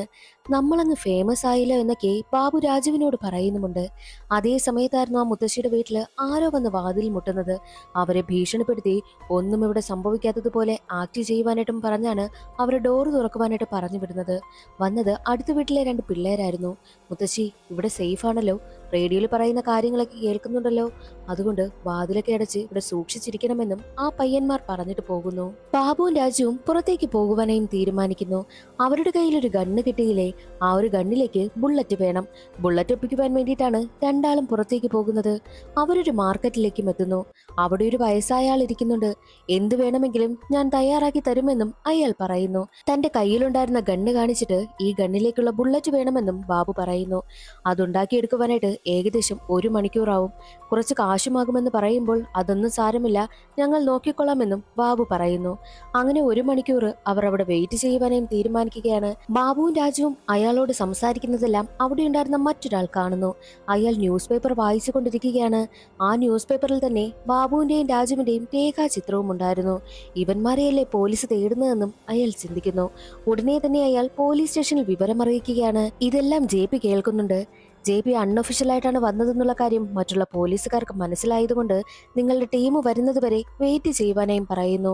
എന്നാൽ ബാബുവിനെയും രാജുവിനെയും മറ്റൊരാൾ കണ്ടുവെന്ന് മനസ്സിലാക്കിയ JP അവരെ വെറുതെ വിട്ടാൽ ശരിയാകില്ല, ഇനി എത്ര പേരെ കൊല്ലുമെന്നും അറിയത്തില്ല, നിങ്ങൾക്കൊപ്പം ഞാനും വരാമെന്ന് പറയുമ്പോൾ നിങ്ങളുടെ ടീം വന്നാൽ മതി എന്നതായിരുന്നു ആ പോലീസ് ഉദ്യോഗസ്ഥന്റെ മറുപടി. അവർ രണ്ടുപേരും ഇനി എത്ര പേരെ കൊല്ലുമെന്നുള്ള കാര്യം അറിയത്തില്ല, അവസാനം ആരെങ്കിലും കൊന്നുകഴിഞ്ഞാൽ നിങ്ങൾക്കായിരിക്കും കുറ്റബോധം തോന്നാൻ പോവുക എന്ന് JP പറഞ്ഞതോടുകൂടി JPയും കൂടെ കൂട്ടുവാൻ വേണ്ടിയിട്ട് ആഗ്ര പോലീസ് ഉദ്യോഗസ്ഥർ തീരുമാനിക്കുന്നു. മറ്റൊരു വശത്ത് ബുള്ളറ്റ് കിട്ടുവാനായിട്ട് ഇനി 1 മണിക്കൂർ സമയമില്ലേ, അതുവരെയും താജ്മഹൽ പോയി കാണാമെന്ന് കരുതി അവർ രണ്ടുപേരും താജ്മഹലിന്റെ മുന്നിൽ വന്നിരിക്കുകയാണ്. എന്നാൽ അതേസമയം അവിടെ ഉണ്ടായിരുന്ന ഒരു പോലീസ് ഉദ്യോഗസ്ഥൻ ബാബുവിനെയും രാജുവിനെയും തിരിച്ചറിയുകയും നിങ്ങൾ ഇവിടെ ഇരിക്കുകയാണോ, നിങ്ങളെയല്ലേ പോലീസ് എല്ലാവരും തേടുന്നതെന്ന് പറഞ്ഞിട്ട് അവരെ പിടികൂടുവാൻ വേണ്ടിയിട്ടും ശ്രമിക്കുന്നു. പക്ഷേ ബാബുവും രാജുവും അവിടെ നിന്ന് രക്ഷപ്പെട്ടു പോവുകയാണ് ചെയ്യുന്നത്. JP ആഗ്രയിലേക്ക് വന്നതും ഇവരുടെ രേഖാചിത്രം വെച്ച് പോസ്റ്റർ അടിച്ചിറക്കിയ കാര്യങ്ങളൊന്നും ബാബുവിനും രാജുവിനും അറിയത്തില്ല. അതുകൊണ്ടാണ് അവരിങ്ങനെ കറങ്ങി നടന്നതും. എന്നാൽ പോലീസ് ഉദ്യോഗസ്ഥൻ അവരെ ഓടിക്കുന്ന സമയത്ത് അവിടെ നിന്നും അവർ രക്ഷപ്പെട്ടു പോവുകയാണ്. അവർ രണ്ടുപേരും നേരെ എത്തുന്നത് ബുള്ളറ്റ് വാങ്ങുവാൻ വേണ്ടിയിട്ട്. പക്ഷേ ആ കടയിലും പോലീസുകാർ വളഞ്ഞിരുന്നു. രണ്ടുപേരും അവിടെ നിന്ന് രക്ഷപ്പെട്ടു പോകുന്നത് JP കാണുകയുണ്ടായി. JPയും കൂട്ടരും അവരെ ഫോളോ ചെയ്യും. നമുക്ക് റെയിൽവേ സ്റ്റേഷനിലേക്ക് പോകാം, കിട്ടുന്ന ട്രെയിനിൽ കയറി രക്ഷപ്പെടാമെന്നും ബാബുവും രാജുവും തീരുമാനിക്കുന്നു. രണ്ടാളും സ്റ്റേഷനിലേക്ക് എത്തി ഒരു ട്രെയിനിലേക്കും കയറുകയാണ്. അവരെ ഫോളോ ചെയ്തു വന്ന JPയും കൂട്ടരും അതേ ട്രെയിനിൽ തന്നെ കയറുന്നു. അവരെ അന്വേഷിക്കുന്ന സമയത്ത് ഒരു ഘട്ടത്തിൽ രാജു JPയുടെ കയ്യിൽ പെടുന്നു. അത് കാണുന്ന ബാബു ആണെങ്കിലോ അവിടെയുണ്ടായിരുന്ന ഒരു കൊച്ചിനെ പിടികൂടിയതിനു ശേഷം അവളെ കൊല്ലുമെന്ന് വിരട്ടും. രാജുവിനെ വെറുതെ വിടുവാനായിട്ടും ബാബു ആവശ്യപ്പെടും. എന്നാൽ അത് JP കേൾക്കുന്നതേയില്ല. രാജുവിനെ വിടുവാനായിട്ട് ബാബു എത്ര തന്നെ ആവശ്യപ്പെട്ടിട്ടും JP അത് കേൾക്കുന്നില്ല. എന്നാൽ ഒരു ഘട്ടത്തിൽ പണി കിട്ടിയെന്ന് മനസ്സിലാക്കിയ രാജു, സാർ, ഞാനൊന്നും ചെയ്തിട്ടില്ല, എല്ലാം ചെയ്തത് ഈ ബാബുവാ, എന്നെ അവൻ പെടുത്തിയതാണെന്ന് പറഞ്ഞ് രാജു കുറ്റസമ്മതം നടത്തുന്നു. അത് കാണുന്ന ബാബു ഇനി ഇവനെ രക്ഷിച്ചിട്ട് കാര്യമില്ല, താൻ രക്ഷപ്പെടുന്നതാണ് നല്ലതെന്ന് ചിന്തിച്ച് ആ ഒരു പെൺകുട്ടിയുടെ കഴുത്തിൽ കത്തിവെച്ചിട്ട് ബാബു പിന്നോട്ട് പോകുന്നു. എന്നാൽ അതേസമയം അവിടെ പാസഞ്ചറിനെ പോലെ മറ്റൊരു പോലീസ് ഉദ്യോഗസ്ഥൻ ഇരിക്കുന്നുണ്ട്. അയാൾ ഉടനെ തന്നെ ചാടി എഴുന്നേറ്റ് ബാബുവിനെ പിടികൂടുകയാണ്. ബാക്കിയുള്ള പോലീസുകാരെല്ലാവരും വളയുകയും ട്രെയിനിലിട്ട് തന്നെ ബാബുവിനെ അടിച്ചു നോക്കുന്നു. എന്നിട്ട് സ്റ്റേഷനിലേക്ക് കൊണ്ടുപോവുകയാണ് ചെയ്യുന്നത്. ആ സീൻ അവിടെ കട്ടായി 2 കുട്ടികളുടെയും അച്ഛനെയും അമ്മയും കാണിക്കും. 2 മക്കളും മരണപ്പെട്ടു പോയി എന്നുള്ള കാര്യം അമ്മ ഇപ്പോൾ അക്സെപ്റ്റ് ചെയ്തിരിക്കുകയാണ്. അവരുടെ അസ്ഥിയൊക്കെ കൊണ്ടുവന്ന് പുഴയിൽ ഒഴുകുകയും ചെയ്യുന്നു. അതിനുശേഷം മാലിനി അവരുടെ ഇന്റർവ്യൂ എടുക്കുവാൻ വേണ്ടിയിട്ടും എത്തിയിരിക്കുകയാണ്. കുറ്റവാളികളെയൊക്കെ പിടികൂടിയ സന്തോഷത്തിൽ വീട്ടിലേക്ക് എത്തിക്കുകയാണ് JP. എല്ലാ തവണയും അച്ഛനവന് ആഹാരം ഉണ്ടാക്കി കൊടുക്കുന്ന സമയത്ത് പലപ്പോഴും അച്ഛനോട് ദേഷ്യം കാണിക്കുകയാണ് JP ചെയ്തിട്ടുള്ളത്. എന്നാൽ ഇപ്പോൾ സന്തോഷത്തോടു കൂടി വീട്ടിലേക്ക് വന്ന JP അച്ഛനോട് ആഹാരം ഉണ്ടാക്കി തരുവാനായിട്ടും പറയുന്നു. അത് കേൾക്കുന്ന അച്ഛൻ ഒരുപാട് സന്തോഷമാവുകയാണ്. ആ സീൻ അവിടെ കട്ടായി. അന്നേ ദിവസം രണ്ട് കുട്ടികൾക്കും എന്താണ് സംഭവിച്ചെന്നാണ് കാണിക്കുന്നത്. രണ്ടുപേരെയും സിംഗ് ഒരു ബസ് സ്റ്റോപ്പിൽ ഇറക്കി കൊടുത്തു എന്ന് പറഞ്ഞില്ലേ? ബസ് സ്റ്റോപ്പിൽ ഇറക്കിയ സിംഗ് സൂക്ഷിച്ചു പോകണമെന്ന് പ്രത്യേകം പറഞ്ഞിട്ടാണ് അവിടെ നിന്ന് പോകുന്നത്. നന്നായിട്ട് മഴ പെയ്യുന്നുണ്ടായിരുന്നു. ആ ബസ് സ്റ്റോപ്പിൽ നിന്നും കുറച്ച് ദൂരമേ ഉള്ളൂ റേഡിയോ സ്റ്റേഷനിലേക്ക് എത്തുവാൻ വേണ്ടിയിട്ടും. നമുക്ക് രണ്ടുപേർക്കും ഇവിടെ നിന്ന് ഓടിപ്പോയാലോ, ആരാണ് ആദ്യം എത്തുന്നതെന്ന് നോക്കിയാലോ എന്നൊക്കെ രണ്ട് സഹോദരങ്ങളും പറഞ്ഞുകൊണ്ട് നിൽക്കുന്ന സമയമായിരുന്നു ആ പച്ച കളർ കാർ അവിടേക്ക് വരുന്നത്. അവർ ആ കാറിന് ലിഫ്റ്റ് ചോദിക്കുന്നു. കാർ നിർത്തുകയും ചെയ്യും. ലിഫ്റ്റ് കിട്ടിയ സന്തോഷത്തിൽ രണ്ടാളും കാറിലേക്ക് കയറുന്നു. എന്നാൽ കാറെടുത്ത് കുറച്ചു കഴിഞ്ഞ സമയത്ത് കാറിലിരിക്കുന്ന രണ്ടാളും ശരിയല്ല എന്നുള്ള കാര്യം സുമന് മനസ്സിലായി. കണ്ണാടിയിലൂടെ സുമനെ നോക്കുന്ന ബാബു ഈ കമ്മൽ എവിടുന്നാന്ന് ചോദിക്കുമ്പോൾ അതെന്റെ അമ്മ തന്നതാണെന്നും സുമൻ പറയുന്നു. സുമൻ ഈ ഇരിക്കുന്ന രണ്ടുപേരും ശരിയല്ല എന്നുള്ള കാര്യം തന്റെ സഹോദരനെ അറിയിക്കുകയും ചെയ്യുന്നുണ്ട്. ഡോർ തുറന്ന് നമുക്ക് പുറത്തേക്ക് ചാടിയാലോന്നൊക്കെ രണ്ടാളും തീരുമാനിക്കുന്നു. അവർ വല്ലാതെ ബഹളം വയ്ക്കുവാനായും ആരംഭിക്കുകയാണ്. എന്നാൽ അത് കാണുന്ന ബാബു രണ്ടിനെയും കൺട്രോൾ ചെയ്യടാന്ന് രാജുവിനോട് പറയും. രാജു പറയുന്നുണ്ട് ഇതൊന്നും വേണ്ട, അവരെ വെറുതെ വിടാമെന്നൊക്കെ. അത് കേൾക്കുന്ന ബാബു നീ ഒരു ആണ് തന്നെയാണോ, ആണല്ലാന്ന് നീ തെളിയിച്ചു കൊണ്ടിരിക്കുകയാണെന്നൊക്കെ ചോദിക്കുമ്പോൾ അത് കേട്ട് ദേഷ്യമെന്ന രാജു രണ്ടുപേരെയും കൺട്രോൾ ചെയ്യുവാനായും ശ്രമിക്കുന്നു. അങ്ങനെ അവിടെ വലിയൊരു ഫൈറ്റ് തന്നെ നടക്കുന്നു. ആ ഫൈറ്റിൽ രണ്ട് പിള്ളേർക്കും നന്നായിട്ട് പരിക്കൊക്കെ പറ്റുകയാണ്. അപ്പോഴാണ് അതുവഴി ആ പാൽക്കാരൻ വരുന്നതും. പാൽക്കാരൻ പിള്ളേരെ രക്ഷിക്കുവാനൊക്കെ നോക്കുമെങ്കിലും പാൽക്കാരനെ ഇടിച്ചിട്ടാണ് ബാബുവും രാജുവും അവരെ അവിടെ നിന്ന് കൊണ്ടുപോകുന്നത്. നേരെ എത്തിയിരിക്കുന്നത് ഒരു കാടിലേക്കും. ആ കാടിനുള്ളിലേക്ക് രണ്ടാളെയും വലിച്ചിഴച്ചു കൊണ്ടുപോവുകയാണ്. രാജു കൊണ്ടുപോകുന്നത് സുമന്റെ സഹോദരനെയും ബാബു കൊണ്ടുപോകുന്നത് സുമനെയും. സുമന്റെ സഹോദരന് ബോക്സിംഗ് ഒക്കെ അറിയാവുന്നത് കൊണ്ട് അവൻ പോരാടി നിൽക്കുവാനായിട്ട് ശ്രമിക്കുമെങ്കിലും ഒരു ഘട്ടത്തിൽ അവനെ അടിച്ചിടുകയാണ് രാജു. എന്നിട്ട് അവനെ വലിച്ചിഴച്ചു കൊണ്ട് പോവുകയും ചെയ്യുന്നു. സുമനെ മറ്റൊരു സ്ഥലത്തേക്ക് കൊണ്ടുവന്ന ബാബു അവളോട് മോശമായി പെരുമാറുകയാണ് ചെയ്തത്. തന്റെ ആവശ്യമെല്ലാം കഴിഞ്ഞതിനു ശേഷം രാജുവിനടുത്തേക്ക് ചെല്ലും. അപ്പോൾ അവിടെ ബോധം കെട്ട് കിടക്കുകയാണ് സുമന്റെ സഹോദരൻ. ഞാൻ എനിക്ക് ആവശ്യമുള്ളതെല്ലാം നടത്തി കഴിഞ്ഞു, ഇനി നീ ചെല്ലെന്ന് രാജുവിനോട് പറയുമ്പോൾ വേണ്ട എന്ന് രാജു പറയും. എടാ നീ ഒരു ആണ് തന്നെയാണോ, ആദ്യം ആണായിട്ട് നടക്കെന്ന് അവനോട് പറയുമ്പോൾ അത് കേട്ട് വീണ്ടും അവന് ദേഷ്യം വന്നിട്ട് സുമൻ അടുത്തേക്ക് പോകുവാനായും ഒരുങ്ങുന്നു. അതേസമയം സുമന് ബോധം വരികയും തന്റെ കയ്യിൽ കിട്ടിയ ഇരുമ്പ് ദണ്ടുകൊണ്ട് സുമൻ നേരെ ബാബുവിനും രാജുവിനും അടുത്തേക്ക് എത്തുന്നു. എന്നിട്ട് ആ ഒരു ദണ്ടുപയോഗിച്ച് രണ്ടാളെയും പൊതിരെ തല്ലുകയാണ് ചെയ്യുന്നത്. രണ്ടുപേരും തല്ലുകൊണ്ട് തറയിലേക്ക് വീഴും. അതേസമയം സുമൻ നേരെ എത്തുന്നത് തന്റെ സഹോദരനടുത്തേക്ക്. അവനെ ഒരുപാട് വിളിക്കും, പക്ഷേ അവൻ എഴുന്നേൽക്കുന്നതേയില്ല. അതോടുകൂടി സുമന് മനസ്സിലായി തന്റെ സഹോദരൻ മരണപ്പെട്ടു പോയിന്ന്. അവൾ കരഞ്ഞുകൊണ്ടിരിക്കുന്ന സമയം സുമന്റെ പിന്നിലെത്തിയ ബാബു തന്റെ കയ്യിലുണ്ടായിരുന്ന ഇരുമ്പ് ദണ്ടുപയോഗിച്ച് സുമനെ തല്ലുന്നു. അതോടെ സുമന്റെ കഥ കഴിയുകയാണ് ചെയ്യുന്നത്. ഇതാണ് യഥാർത്ഥത്തിൽ സംഭവിച്ചതെന്ന് പോലീസ് ഉദ്യോഗസ്ഥരോട് രണ്ടുപേരും സ്റ്റേറ്റ്മെന്റ് കൊടുക്കുകയും ചെയ്യുന്നുണ്ട്. അങ്ങനെ രണ്ടുപേരെയും കോടതിയിൽ ഹാജരാക്കും. കോടതിയിലേക്ക് കൊണ്ടുവരുന്ന സമയം ജനങ്ങളെല്ലാവരും ഇളകി നിൽക്കുകയാണ്. രണ്ടിനെയും കയ്യേറ്റം ചെയ്യണം എന്ന വാശിയിൽ നിൽക്കുകയാണ് ജനങ്ങൾ. ജനങ്ങളിൽ നിന്നും കഷ്ടപ്പെട്ടാണ് രണ്ടിനെയും അകത്തേക്ക് രക്ഷിച്ചു കൊണ്ടുവരുന്നതും. അങ്ങനെ കേസ് നടക്കുന്നു. അവസാനം ജഡ്ജി വിധിച്ചത് വധശിക്ഷയായിരുന്നു. എല്ലാവർക്കും ഒരുപാട് സന്തോഷമാകുന്നു. SP-യുടെ അനുവാദമില്ലാതെയാണ് JP കേസ് അന്വേഷിച്ചതെങ്കിലും ഇപ്പോൾ JP ആണല്ലോ കേസ് തെളിയിച്ചിരിക്കുന്നത്. അതുകൊണ്ട് തന്നെ SP അവന് പ്രൊമോഷനും കൊടുക്കുന്നു. JPക്ക് ഒരുപാട് സന്തോഷമാകും. തന്റെ മകൻ യൂണിഫോം ഇട്ട് ഇറങ്ങുന്നത് കണ്ട് അച്ഛനും ഒരുപാട് സന്തോഷമാവുകയാണ്. പ്രൊമോഷൻ കിട്ടിയത് കൊണ്ട് തന്നെ ഇനി നമുക്ക് വിവാഹം കഴിച്ചാലോ എന്നും മാലിനിയോട് JP ചോദിക്കുന്നു. മാലിനി അത് സമ്മതിക്കുകയാണ്. ആ ഒരു സീൻ അവിടെ കട്ടായി. സുമനും സഹോദരനും കാറിന് ലിഫ്റ്റ് ചോദിച്ചില്ലായിരുന്നു എന്നുണ്ടെങ്കിൽ എന്താകുമായിരുന്നു സംഭവിക്കുക എന്നതാണ് കാണിക്കുന്നത്. പെരുമഴയത്ത് രണ്ടാളും ബസ് സ്റ്റോപ്പിൽ നിൽക്കുന്ന സമയം. ബസ് സ്റ്റോപ്പിൽ നിന്നും കുറച്ചു ദൂരം മാത്രമാണല്ലോ റേഡിയോ സ്റ്റേഷനിലേക്കുള്ളത്. നമുക്ക് അവിടേക്ക് ഓടിപ്പോയാലോ, ആരാണ് ആദ്യം എത്തുക എന്നത് നോക്കിയാലോ എന്നൊക്കെ രണ്ടാളും പ്ലാൻ ചെയ്യുകയും രണ്ടാളും അതുപോലെ തന്നെ മഴയത്തിറങ്ങി ഓടുകയും ചെയ്യുന്നു. അവർ മത്സരിച്ച് റേഡിയോ സ്റ്റേഷനിലേക്ക് എത്തുകയും സുമൻ റേഡിയോയിൽ പാടുകയും സുമന്റെ അച്ഛനും അമ്മയും ആ പാട്ട് കേൾക്കുകയും ഒക്കെ ചെയ്യുമായിരുന്നു. എന്നാൽ യഥാർത്ഥത്തിൽ അതല്ലല്ലോ സംഭവിച്ചത്. ഇങ്ങനെയായിരുന്നു സംഭവിച്ചിരുന്നെങ്കിൽ എന്ത് നന്നായേനെയല്ലേ.